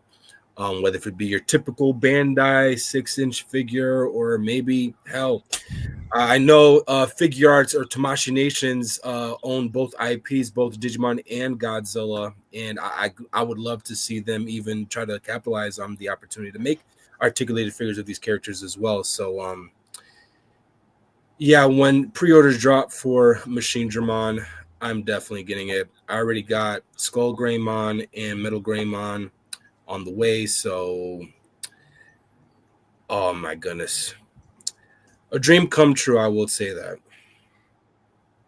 Right on. Well, let's quickly jump back into something about G-Fest again. Actually, Rich created a question that I didn't even have just by looking behind him. What is y'all's favorite G-Fest purchase? Who's going? And sent. I want to say this. I did not. This was not. I did not get prepared for everybody. So since you have it behind you, I'm going to go ahead and go with you since you're the special guest here today. Is there something that's catching your eye, or? No, I'm just asking you. What was your favorite purchase from G-Fest? I mean, those are your G-Fest purchases. I recognize them from being with you for a lot of it, except for the Mosagoji, I guess. Actually. No, yes and no. There's a couple here that are not from G-Fest, but it's really hard because when you go to G-Fest, it's like what is going to be that special buy? Like what are you looking for? What's going to catch your eye? That's going to make that G-Fest. As far as purchases go. So, and I'm not really good with lists. I kind of hate lists or like top 10 type stuff. So that's why they're all up here, because they all are special to that G Fest that I picked them up at. So I'll just run through quick. Last year, Saru Jirushi, Godzilla 64, bought this from Toku Toy Town. When I saw this, I was like, I must have it. Boom. Mm-hmm. And like I said, I'm picky about what I buy at G Fest. I'm not just dropping money on everything and anything. 2015, clearly, Marmot Monster Heaven set from Chibi Goji Toys. These were raffled off. There was tickets given out, and they only had 10 sets of them. I was fortunate to win, and I also had Kitagawa-san sign this, the Godzilla. Nice. So a couple of years ago, Sam, I don't know if you're going to pull pictures up, but you don't have to. Not a big deal. This was, I think, from 2019. This was Marmot exclusive. Also, I think this was sold with Mike Johnson, if I remember correctly. Yep. I also had Satsuma sign this one. And along with the glowy, I bought this from a comic book shop years ago. Actually, me and James Hartman, we both had both of these figures signed together with Satsuma. So that was a freaking awesome moment. Clearly, this year was the T-Base, GMK, and Kaiju Cream. Bam. Those are my only two purchases this year. So those are my G-Fest. That's for me. Nice. Well, actually, here we go. Boom. There it is, yeah. With no beard, less ink. Oof. That's awesome. That's very awesome. Yeah, you sent me those. That's awesome, Rich. Well, cool. Yeah, since I threw this at y'all at the last second, you don't have to go get it to showcase it, but if you have one that sticks out in your mind, just go ahead and say it. So, Eric. Well, the one that I think is kind of meaningful is actually the one that got me on the Safubi kick, because it was early on. I don't remember what year this was, and actually I bought it from a person actually in this stream that was helping give these away, or not give them away, but sell them actually. And I got it from actually him. But this is a G-Fest exclusive. This was the Howler, and I actually got it from Rich. He handed it to me. And this was my very, very first Safubi I ever bought. And it's all been downhill from there. So that was the year. I think it was 2016, if I remember correctly. Maybe it was 2015. Mike Johnson wasn't there that year, but he had sent those Howlers, and those are the only things that were, I was selling at his table. Yep. Yeah, good stuff. That might have been a year I went, because I think I remember that figure. So I think that was when me and Eric probably crossed paths and didn't even know it. Probably. Yeah, it was 2015. Yeah. So it was the last year that I went. Yeah. Joe, what do you know? This year was kind of, sketch, because I had to leave early with the birth of my son. So I'll just say my favorite thing this year was the animated Zilla from YMSF. That was pretty cool. Big fan of that show growing up. But overall, of all my favorite G-Fests, I think my favorite pickup, Linda Conrad did a raffle of the O2 Kyu and Godzilla, and I won that. I believe she said there were 17 of those, if I remember correctly. Yeah, Marmots. They are. I remember that. So that set is really cool, just because it's so limited and so rare. Exactly like Rich, I purchased a ticket and my name was drawn, so I was able to buy it. But if not including those, I would say from M1, I was able to purchase the original knots, or the only knots, I should say, for a hell of a price, for just a couple $100. Considering they're now going for 3,000 and 4,000. Pretty happy with that. Still sealed. Mine is still sealed. Wow. Adrian, what you got? So I actually got mine with me. You do? I was actually recording with my review for today, the James Gorman Godzilla. This is definitely my favorite purchase, especially since I was actually able to buy it from James himself. That made it even more sweeter, honestly. And this is legit the main thing I was looking for at G-Fest. Everything else, if I found it, okay, cool. But this was, if the second I saw this, I was buying this immediately. This is my first purchase at G-Fest this year also, so it made it even more sweeter. So, my favorite G-Fest purchase so far. Right on. Nice. All right. Last man with the glasses. Well, another man with glasses. And eyebrows, apparently. Of course. Oh. Of course. The Big Chungus, made by Black Card Enterprise, and commissioned by none other than a good friend of ours, Marcellus Winters. And just wanted to give him a shout out. Also, number 2 would have to be looking at the individual who is above me. The picture frame that Eric, alongside Carrie, had gifted me of my dog Justice, who had just passed away. I was not expecting that at all. I remember just grabbing the cardboard box. I'm like, this is heavy for no fucking reason. What is this? And then I opened it up.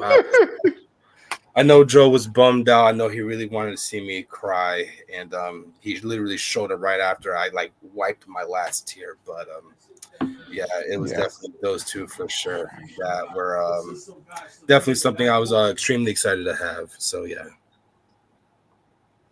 Awesome. Mine was my very first G-Fest. I got the Marmot Parababy Mothra Larva set from Linda. I got it at her table because she was one of the main Safubi sellers. This was before I was actually really into obsessively collecting them. They're all stacked up on that little table behind me right now because I'm trying to find a new home for them. Not rehome like on the shelves. Not don't get me wrong. But yeah, since I didn't have any Mothra larvas in my collection, I was actively looking for those because I knew they existed. And I was like, I'm just going to pair these with my Bandais. But now that I am obsessed with the Parababy collection, they were my first Parababy purchase ever. So it's kind of a meaningful purchase because I think about that now and I have like all of them and I love the little guys. So that's my favorite purchase from my very first G-Fest. Wow. All right, let's get back into let's get back into the swing of things because we are entering some hourdom here. Let's keep going. All right, now we are moving on to Comic-Con. We've gone through a bunch of stuff from Wonderfest that y'all sent me. I know I didn't get every single damn thing in there, but I did as much as I could because there was a lot. There was a lot. But yes, Godzilla did appear at Comic-Con this year. Here was the itinerary. We got to see what was going on from the different panels and places that you could see what have you. Super 7 was the big one with their little pop-up station that they had this year. They had a pop-up station. And forgive me, I can't remember whose picture it was on our page, but I found somebody posted this on Facebook, on our Facebook page. Okay. So if you're watching, shout out to you because you'll recognize your own photos. But they had their little pop-up station with some exclusives, some Super 7. What is that? The Dark Horse Godzilla with the blood on the mouth and a burning Godzilla in the center and a little coin and looks like some stickers and stuff. And it was like basically like a little kaiju hideout, like, oh, a kaiju's attacking. Everybody go take shelter inside of there. Mm-hmm. Do y'all know more than I do from what I just said about this little place? Yeah, so the burning Godzilla that was in the middle of that picture is actually -1. And I believe that the picture that's on top, the figure that's on top of the Heisei Godzilla on the trike is another -1 Goji. By the train in its mouth. Is that that's a reaction figure, right? Yeah. Yes. Yeah. This guy literally got almost one of everything that was shown at the freaking Super 7 stores. So he did. Good for you. I noticed that there's a few things missing, but nonetheless, like, dude, this is a great score, man. The ones I'm thinking about are the fun -1 and 93 Mechagodzilla that's missing in this picture. But nonetheless, these are amazing scores. These are amazing pickups. Yeah, interesting. I mean, some of them are they reissues, like especially the Bloody Mouth Godzilla. That's the Super 7. I think I've seen some of you guys do it during a box day. I think that one's supposed to be. Yeah, that was the Ultimates. Yeah, that was the Ultimates. This is their newer version. There's kind of squished down version, like 6-inch. Yeah, I think they're called like the Toho Kaiju series or something like that. Toho Kaiju. Yeah, exactly. Yeah. Well, Eric, you're a hat guy. You interested? You can try to keep an eye out. No, all right. Nope, I only do fitted hats, so I don't do trucker hats. Okay. Oh my god. Okay. And what's the significance of this coin? I see it in the first photo there. They were just giving them out to anybody that showed up. If you're in line. Eric's saying no. Excuse me, sir. You had to get a coin to actually get into the building. Oh, yeah. That was it. That was your admission. You had to get a coin to get into the building. Obviously, you get to keep the coin, but like you needed to get that coin to get in and. I thought it was. I thought they gave out like a ticket or like a wristband or something like that. No, it's the coin. Nope, it was the coin. I'm thinking of the Shinichi Higuchi. The autograph. Yeah. Okay. Well, that's fun and interesting. I mean, that's just neat. I love the dynamic Godzilla crushing the building. I mean, just to have something like this in person is it's unique. It's different. It is. Now, for the comic book lovers out there, Adrian, you're the one that sent me this Godzilla versus America. Mm-hmm. Godzilla versus Kansas City. We talked about this. It's been a while now. What was the first city? Chicago. Is there only one? Chicago. It's Chicago so far. So we have Chicago, now Kansas City. No, we have Chicago, Boston, LA. Boston, LA. Thank you for repeating everything I'm saying. Is this where Joe changes the red and yellow to black and white? I'm about to. I'm overheating with this fucking boa on. Let me tell you. You don't have to stay in character. You don't think it, but this thing is hot. No, dude. Yes. I can only imagine. And this bandana and this stupid mustache, I just keep breathing in hot air. I have like 50 more slides, man. So yeah, what are you talking about? We're down here for another. Okay, yeah, I remember the Boston one, or no, I remember Chicago because I was like, oh man, it's watch out, Joe. But I didn't know they were in Rich's area too. So sooner or later they'll get to Atlanta, I guess. So I'll be screwed, kind of. Speaking of comic books, big crossover here. This is 2 IPs that have entered into a different universe now. Wow. Just wow. Wow. Joe, again, with you being the comic book guy and you're overheated, I'm gonna let your angry ass go. Yeah, I mean, this is pretty historic. It's the first time these guys have crossed over. It seems that the Turtles are having a knack for crossing over with different franchises over the past couple of years. Some of them for the very first time, like this one with Godzilla, but they've also did a Usagi, I think it's called. It's like some type of samurai rabbit. I think there's one with them, and I think it's Terminator or some other thing like that. I think it's Terminator. I don't know. There's another one. Obviously, they did the Power Rangers crossover, but that wasn't the first time. The first Power Rangers crossover was actually about 25 years ago when the Turtles made an appearance. Do you guys remember the live action Turtles show, TV show? They had a crossover episode with Power Rangers in space. Like I said, this was about 25 years ago. So, yeah, it seems like the Turtles are just crossing over with everybody. Or you know what? Maybe it was Turtles and Transformers or something. I can't remember. But, yeah, so the trend is continuing, and I'm interested to see what happens with them and the Big G. In the Power Rangers Turtles comic crossover, in part 1, the Turtles actually morphed into Power Rangers, and in part 2, the Rangers the Ooze turned them into the dinosaur human versions of their coins. So like Jason was a Rex and Kimberly was a pterodactyl, etc. Tommy was essentially like a Godzilla Dragon Zord type thing, which was kind of cool. And it looks like, because of the Playmates toys that were announced to coincide with this, that the turtles will be getting some type of power up or mutation of some kind to coincide with some other kaiju. So that'll be interesting. Oh yeah, we had 2 sets of comic book covers. We had these 2 and these as well.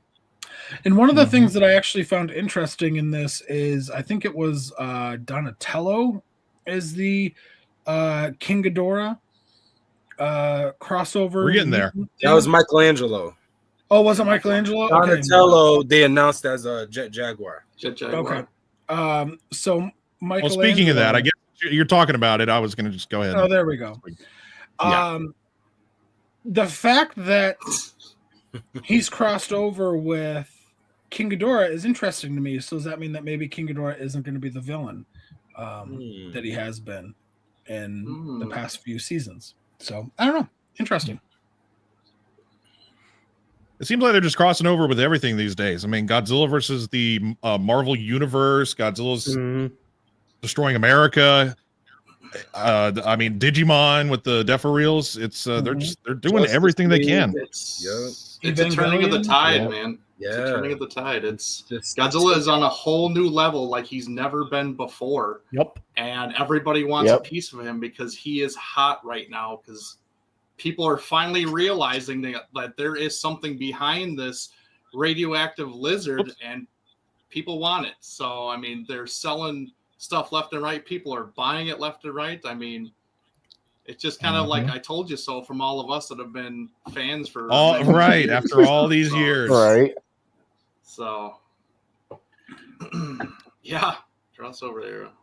Well, for all you Sophobia lovers out there, boom, if you care about this kind of thing. Yeah, Hedra. I actually have an opinion on this. Okay, go. Yeah, shoot. Or I have thoughts on this, and Rich might actually know what I'm about to say, because he's friends with the guy that started this discussion. I believe it was in the Godzilla Collector Club Tokyo. Mike Johnson posted this, and he brought up how Mondo is charging. I wrote it down. So they rose the price by $30 for this set, but they're also charging an additional $23 tariff charge. So they rose the price already from the other sets, plus an additional $23. So instead of just raising it $30 to cover the tariff, they rose the price $30, and then they're still charging you the tariff cost, which seems like everybody that I was kind of skimming through and seeing the comments kind of thought that was a little shitty, because you should only be raising it once. It kind of seemed like they they increased the price and then they almost did it double to try to like get you with more money and blamed it on the tariffs. Rich, I don't know if you could explain that better than I could. Or So if you saw that. I don't know like the inner workings of how the tariff price is set. Clearly Mondo is going to be they're going to be getting these shipments in bulk. So that's why there's going to be the tariff fee. So let's say the tariff fee was what, $30. They raised the price $30, and then the tariff fee is $30, and then the additional $30. Maybe the tariff fee was $60, and they needed to split it in half. Maybe for some coding or something. I don't know. But if like, for instance, think like if we buy something off a hobby search right now, you will like a X plus 30 centimeter figure for $200 to shipping with EMS, and it's $300 to your door, you're still not going to pay a tariff fee because it's under that threshold. But because Mondo is going to get all of these figures shipped over, probably on boat, and that's delays. That's going to happen too. It also depends on how long a ship is sitting in the port waiting to dock to get the shit off. But that's why there's these tariff fees with Mondo. Again, I don't know how much the tariff fee is, but maybe they're splitting it in half to offset something, maybe to save money for us buying it or something. It's very complicated, unfortunately, and I don't know all the details. Just only what I'm able to read on the topic. It sucks. but X Plus North America is doing it too. Not to get started on that, but X Plus, they just, X Plus North America reopened orders on the Train Biter 54, but they raised the price, I think, by $30-$40, to pick up, basically a lot of people said, hey, we'll pay the tariff fee. Why are you going to cancel it outright? People want to pay to play. That's, this is where we're at right now, unfortunately. So, yeah, that's all I can really comment on it, but. Somebody in the comment said that toys were exempt from tariffs. I have no idea if that's true or not. No. Nope. Yeah, I don't believe that doesn't sound right. I don't think it matters. Well, that all sounds kind of scammy. I don't know what the right word is, but who's going to get it? Who's interested irregardlessly? Yes, I know that's not a real word. I got the first release, so I'm good with the first release. Were they glow in the dark also like these or no? No, they weren't. They were purple, black, green spray, whatever looked sick. So I was like, I'll just grab that. And I'm not a huge. I'm sorry, but the glowing for the Mondo figures have never impressed me enough to get them. And I've gotten a couple over the years, and they've always kind of been lackluster. So I kind of just said to myself, I'm never going to get them again just because they don't give that wow factor like they should and whatever. So, all right. Okay. All right. I do like the eye patches. Sorry. Yeah. That's it. I like that they're adding that to it for the more dynamic part of the movie to make it stand out. I mean, the eggs in the hand. Yeah, sure. That absolutely makes it 71, but the eye patches are just a nice little interesting touch. Sorry, Rich. Yeah, go ahead. If they were selling these separately, I would get the Hedorah. I felt now looking at the 71 Godzilla, like he does look different compared to the All Monsters Attack version, but I felt they were just way too similar for me to drop the cash to get both of them when I have the Godzilla already that is practically the same suit anyways. But first world problems. I do like what Mondo's doing, but 71's not. I said it earlier. It's not a favorite of mine. It's just not. Slander, blasphemy. I actually like this wave more than the previous one, and I brought this up to Eric's attention on our last show, and I ended up pressing the button. Click buy. Yeah. Yep. All right, we have two more showcasings left. Star Ace is putting out some big guys. What's sounds like you have something to say, man. I mean, you always have something to say, but I guess say something. Just no. That's it. Just no. Speak your mind, Jordan. No, it's okay. No. Come on, Pookie. Speak your mind. No, these aren't hitting it for me. The Mothra looks nice. Of course, we haven't gotten a Mothra to this specific stature yet. But no, it's no. And also, I hate the MonsterVerse Mechagodzilla. Some more reasons as to why it's a no. Hey, okay, man, all right. I agree. Like, I hate it too, but I'm buying them. I am buying them. Like, well, you can waste your money.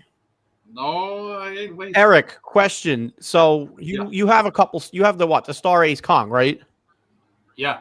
What? So because Star Ace is basically a what's the word? A branch of X Plus. Yeah. Spinoff. How would you say like the quality is it comparable to X Plus, on par, better, worse? I'm just, like, I don't own any Star Ace, and I'm curious. Yeah, it's about par with X Plus. It's very similar. You really don't even know the difference. Obviously, sculpts or whoever's sculpting it, maybe. Yeah. But other than that, like there's really not much of a difference. Okay. So that's good to know. I want it because I want this thing because I want the light up version actually because I think this thing will look sick lit up with all that red.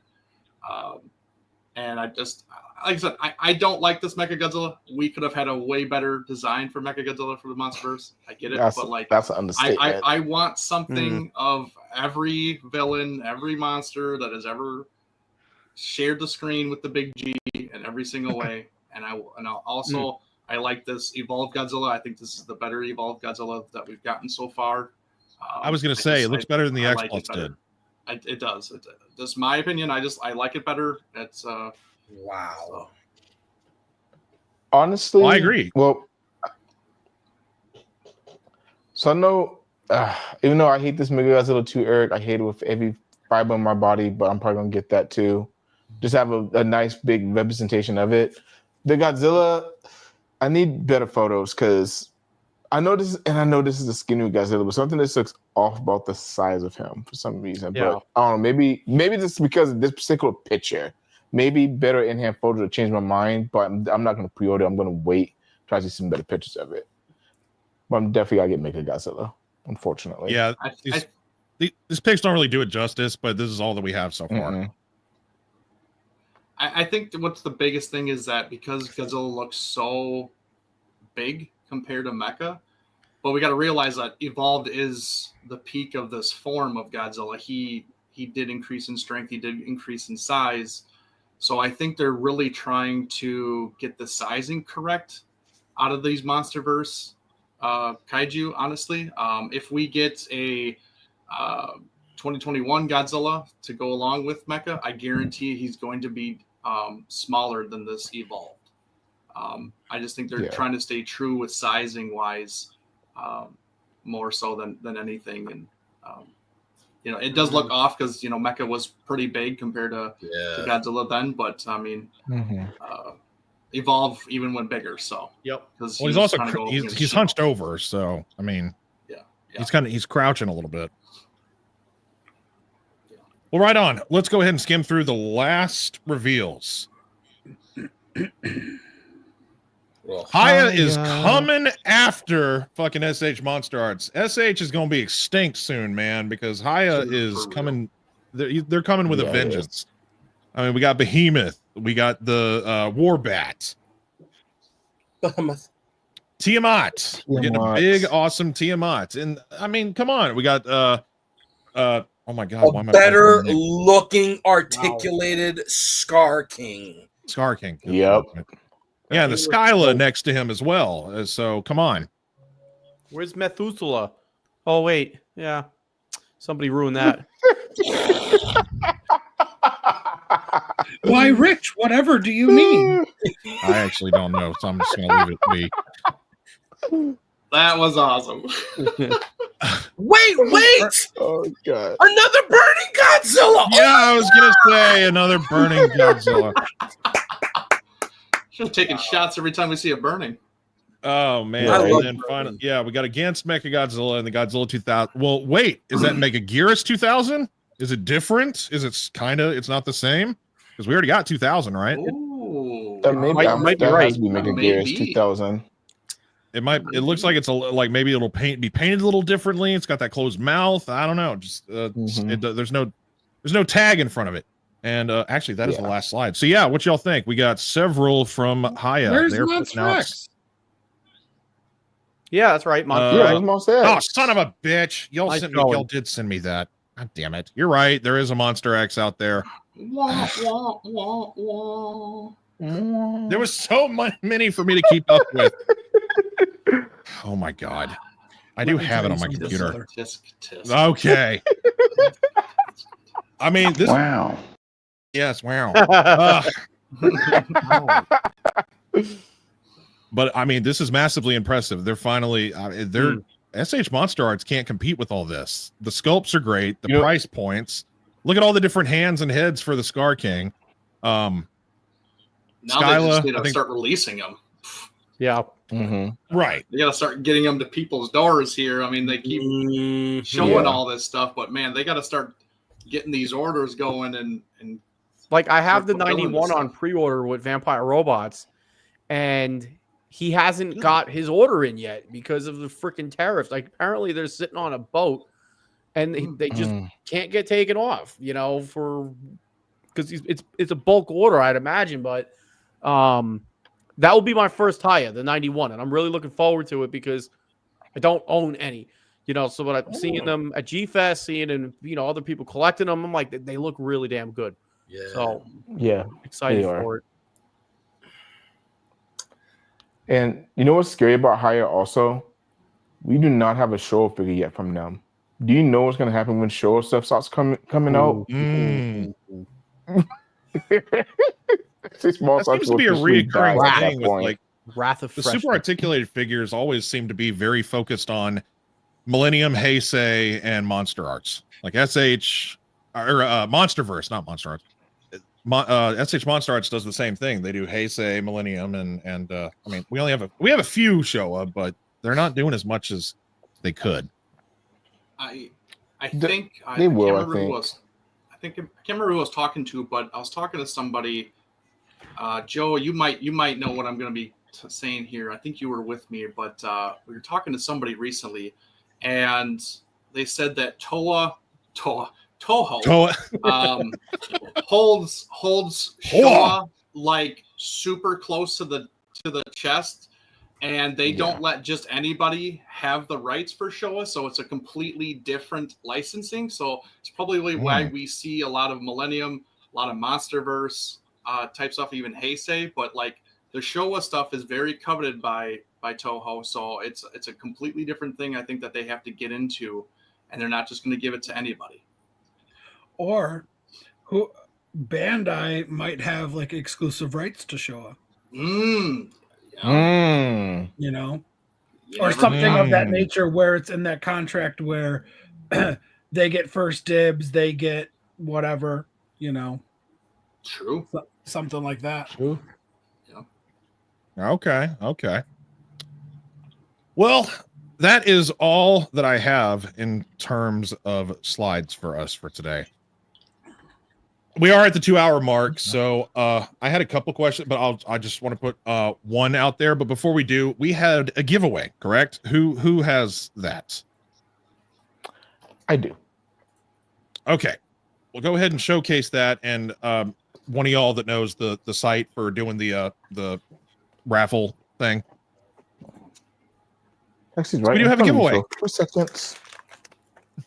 It's all good. I want to put that out there first before I ask the last question, and then we'll do that while people post their things in the chat. All right. While Adrian's getting that, what are y'all most interested? Oh, never mind. There, you found it. We're good. Yeah, I already got it. No, everything was legit right in front of me. All right. So the first thing, this is all gonna be a bundle. The person who wins gets all this stuff. First thing is gonna be the Super 7 Godzilla Monster Island set. I did open it already, so if you win, you want to know what it is, I can tell you, but it actually never mind. It shows in the picture what it is. Of course, this is the 62 Godzilla from this set. Also got this Godzilla lanyard that's Space Godzilla, because I have Space Godzilla already, so I thought I'd give this one away as well. Of course, we have the keychain of this Godzilla, and I believe this is 54. Yeah, this is 54, so definitely got this. And then, of course, Jordan's favorite Godzilla movie, have some more. Nice. Godzilla vs. Destroyer. Oh my god! This kind of an anniversary. This little mini poster has a few things in the back, so I thought this was cool to give away. And of course, also for its anniversary Godzilla 1985. This is a poster I've had for years actually, so I want to give this away also. And then for that, just for poops and giggles, we'll say hashtag 95 overrated. Hashtag 95 overrated. Sure, why not? But yeah, y'all be sure and subscribe to our channel, and we do giveaways all the time. We try to do giveaways as much as possible, so be sure and hit that subscribe button on our channel. But yeah, is this there what it you is. Wanted? 95 overrated. So everybody drop that in the comment section for that huge bundle of nice little goodies from our boy Adrian here. Thank you for doing that. Sure. So Eric spelled it wrong, everybody. Make sure there's only one R. Oh. Yep. Oh my god. Living with 2 hours in that. dyslexia. Hey, Okay, real hang on. quick No, question.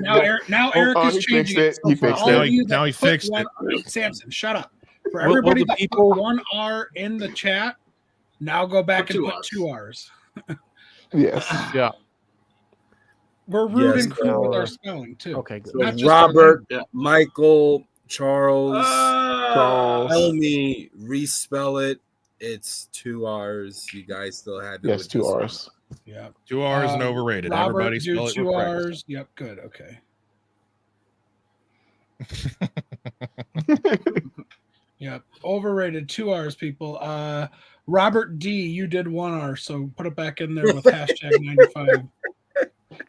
Tell me he did it right the Way first to time go, because he's Eric. not dyslexic. That's me. Oh, that's great. Well, the last thing that I wanted to talk about, I mentioned this to y'all. Did everybody either have a photo or just want to tell their story from their favorite experience from G-Fest? If you have a photo to show, throw up on screen that coincides with it, by all means. If not, we're just gonna talk about a favorite moment that stands out amongst all from this year, any years, just a G-Fest moment that stands out to you guys. Who do you want to go first? Let's go. Let our special guest go first, since he's sitting there looking bored as shit. I'm not bored, I promise. Man, it's just so many. So I think really to boil it down would be I think it was 2018 when me, Jessica Etchels, Christine, Jeff Horn, we all got together and we brought Snowy to G-Fest. To honor her after her dad's passing. So that was pretty damn special, honestly, to get her out there. Wow. Yeah, dude. That's awesome. This is an emotional show today. Wow. I guess I'll go next. I just have a picture here. I just kind of compiled some of the. I said this earlier about the biggest thing that I get from G-Fest, obviously besides meeting new people and you guys, it's the people that I've met, the people that have meant so much to me in my childhood, to everything that they've done for this franchise, for all of this stuff, man. It means the world to me, and I still get giddy and nervous meeting these people because we put them on a pedestal higher than anybody else, and it's so overwhelming and joyful to meet them finally and just say, like I said, thank you, for the past that they've given me and us and the movies that they've bestowed upon us, from what they've done and what they've contributed to this franchise, honestly. And it's awesome. And knowing that some of these people aren't even with us anymore, it just makes it even super special, because I had a chance to see them, to meet them, to shake their hands, take a picture with them, whatever, it means the world to me. So that's just kind of my biggest thing is meeting these special men and women of the franchise. So awesome, dude. That's a great picture, man. Yep. I love that. That is awesome. Hogan, I want you to go next. Just go ahead and go on down the line. I mean, like Eric said, meeting all these actors, actresses, special guests, that's amazing. Making all the friends is top tier.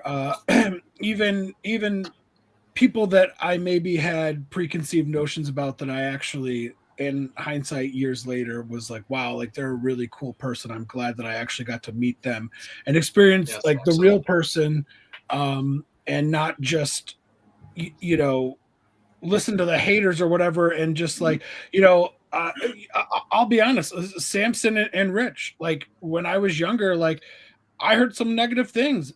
I know you guys personally. You guys are the two awesomest dudes in the whole fucking world. Like and that's on me. That's not on you guys, like, for having that negative shit. Like, but it was just like, I'm so glad that G-Fest gives us that opportunity to actually meet these people that you only maybe see online, or you hear stuff about, and it's like, you don't even know these people. Like, they're like, I have some of the best friends that I've ever had in my entire life because of this fandom, because of G-Fest. And the more friends that I continue to make and people that I get to continue to meet, it's just that to me means more than anything. And so yeah, just like meeting and being able to hang out with all of you guys is amazing. And then obviously specifically this year, little Theo, can't can't forget him. That'll be a G-Fest memory I'll never forget, is hauling my fat ass out of there at 2 a.m. running down the lobby. But no, like it's all of those type of memories that stand out the most. Awesome, man. Yes, and thank you. Yeah, I think Eric was actually the first one to say it. I think most of y'all said this. Like, you were like, when you heard about me before you actually knew me, you were like, I think Samson's an asshole. Like, I think Eric, you were the first one. Man. I told you this personally, dude. Before you knew me personally, you're like, I thought Samson was a fucking asshole. Which, I mean, you're not wrong, but still. And I will admit, this is something that I'm not afraid to admit.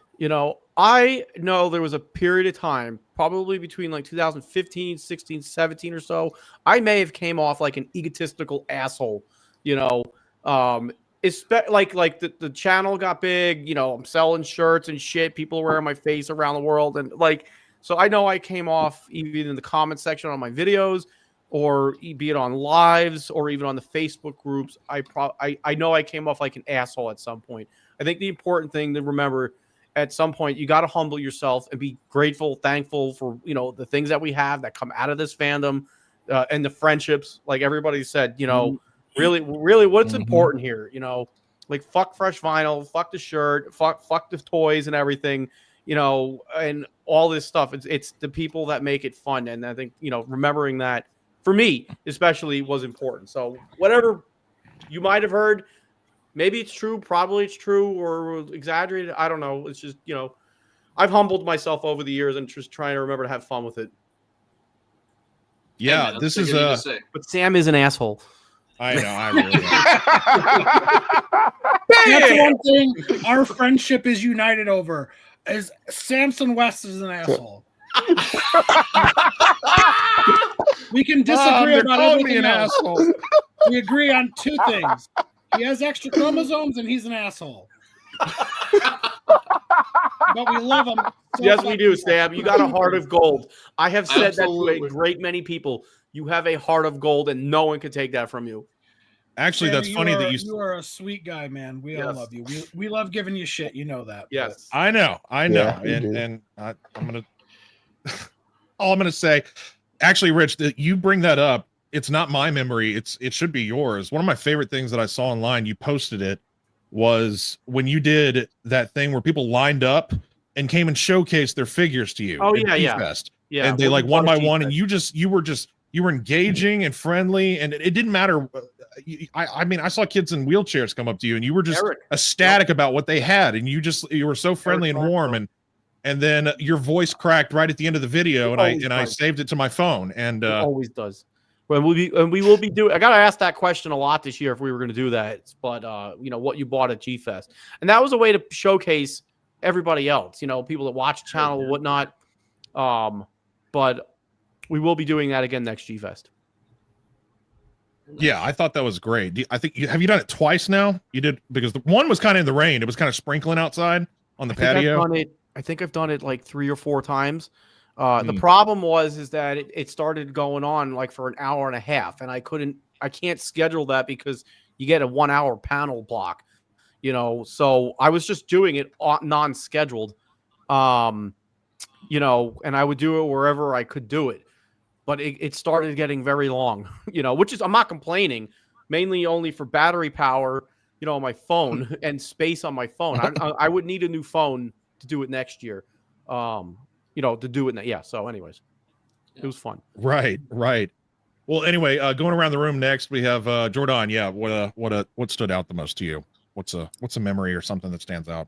Oh man. The truth be told, I love going to G-Fest, being a newcomer in the game, but it was definitely, seeing everybody that's here live. First, Adrian, of course, because Adrian was my friend before introducing me to Eric, Joe, and many others, part of our group, or more so part of our lives. And the irony that it would just turn out to be this long-awaited brotherhood that I never thought I ever needed in my life. And even like speaking on behalf of myself, creating content during the pandemic, one of my biggest role models in the Godzilla community is this motherfucker right here. And my first video was the X Plus 64 Rodan that I actually got from Rich on Facebook. And Leslie. Yeah, when I met Rich, it was like, for me, it was, of course, meeting a inspiration that got me into making Godzilla content. But then as years went on, it was just like meeting another brother, what I'm saying? A brother I never thought I needed. And then, yeah, so Samson, you need to fill in that void, motherfucker. Next year you're going. God dang right he is. Because I don't want to receive no text message about I'm happily depressed that you guys are having fun at G-Fest when your ass could have been there. Yep. Stop making excuses. All right. Okay. Again, got to launch my only Sam's first. Mr. Hey. U. Oh, me. No, and it's funny that Jordan brought that up because I was actually going to say that too. Because I went downstairs about 7:30 my first day at G Fest, and I'm like, damn, it's early. They don't want to open till 10. I'm just gonna be sitting for 3 hours. Then I saw this Puerto Rican prince down here,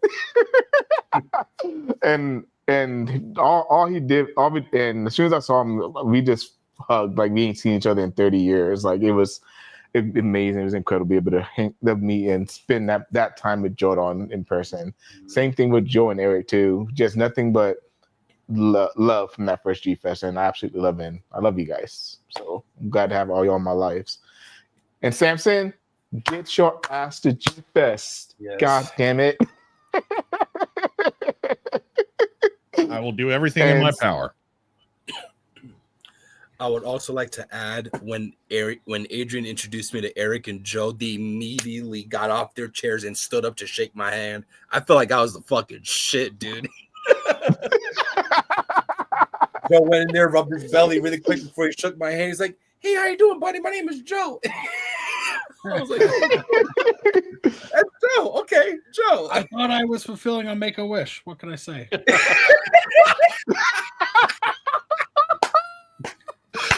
Oh man! Oh shit! Let's do this giveaway before the thing times out. Well, hang on, I didn't go yet. We don't care. Oh my god! Yeah. Facts. My favorite memory from G Fest. Oh my god! He showed it. Out. Oh my god! Standing. Look at the guy looking behind you. He's like, the fuck is going on here? Dude. My god.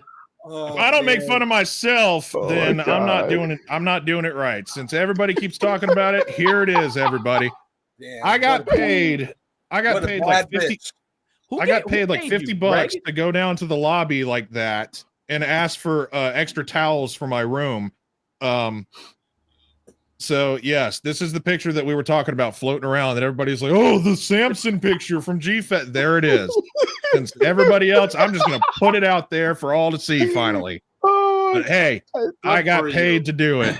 Samson, you are so lucky you did that, because if you came to G-Fest next year, I was going to personally reach out to everybody in this group and have shirts made up with that picture on it. Oh my god. But because you did it, Samson, I can't do it behind your back now, so. Nope. See, that's why I did it, because I knew if I was the one to put it out there, then y'all couldn't hold it over me any longer. So there we go. Yeah, I'm just letting you know, Sammy, that guy behind you, he was looking to Epstein you for sure. yeah. Oh my god. He's like, what convention did I go to? Oh shit. Oh man. Oh my god. So there we go. There it is. If I make fun of myself, y'all can't do it to me anymore. So yeah, but I got paid, man. I got paid $50. So I was able to get like, oh my god, I what think a I got one more figure. Now it's officially on the internet forever, Simpson. Ain't going nowhere. All right. So that was fun. All right, let's are we gonna go ahead and do this giveaway?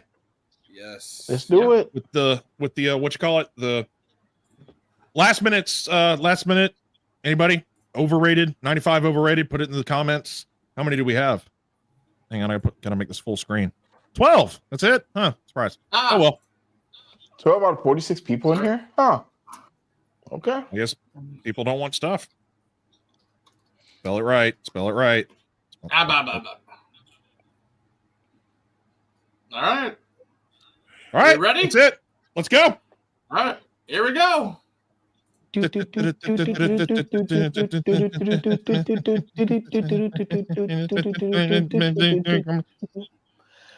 And there we have it. Isaiah. Congratulations.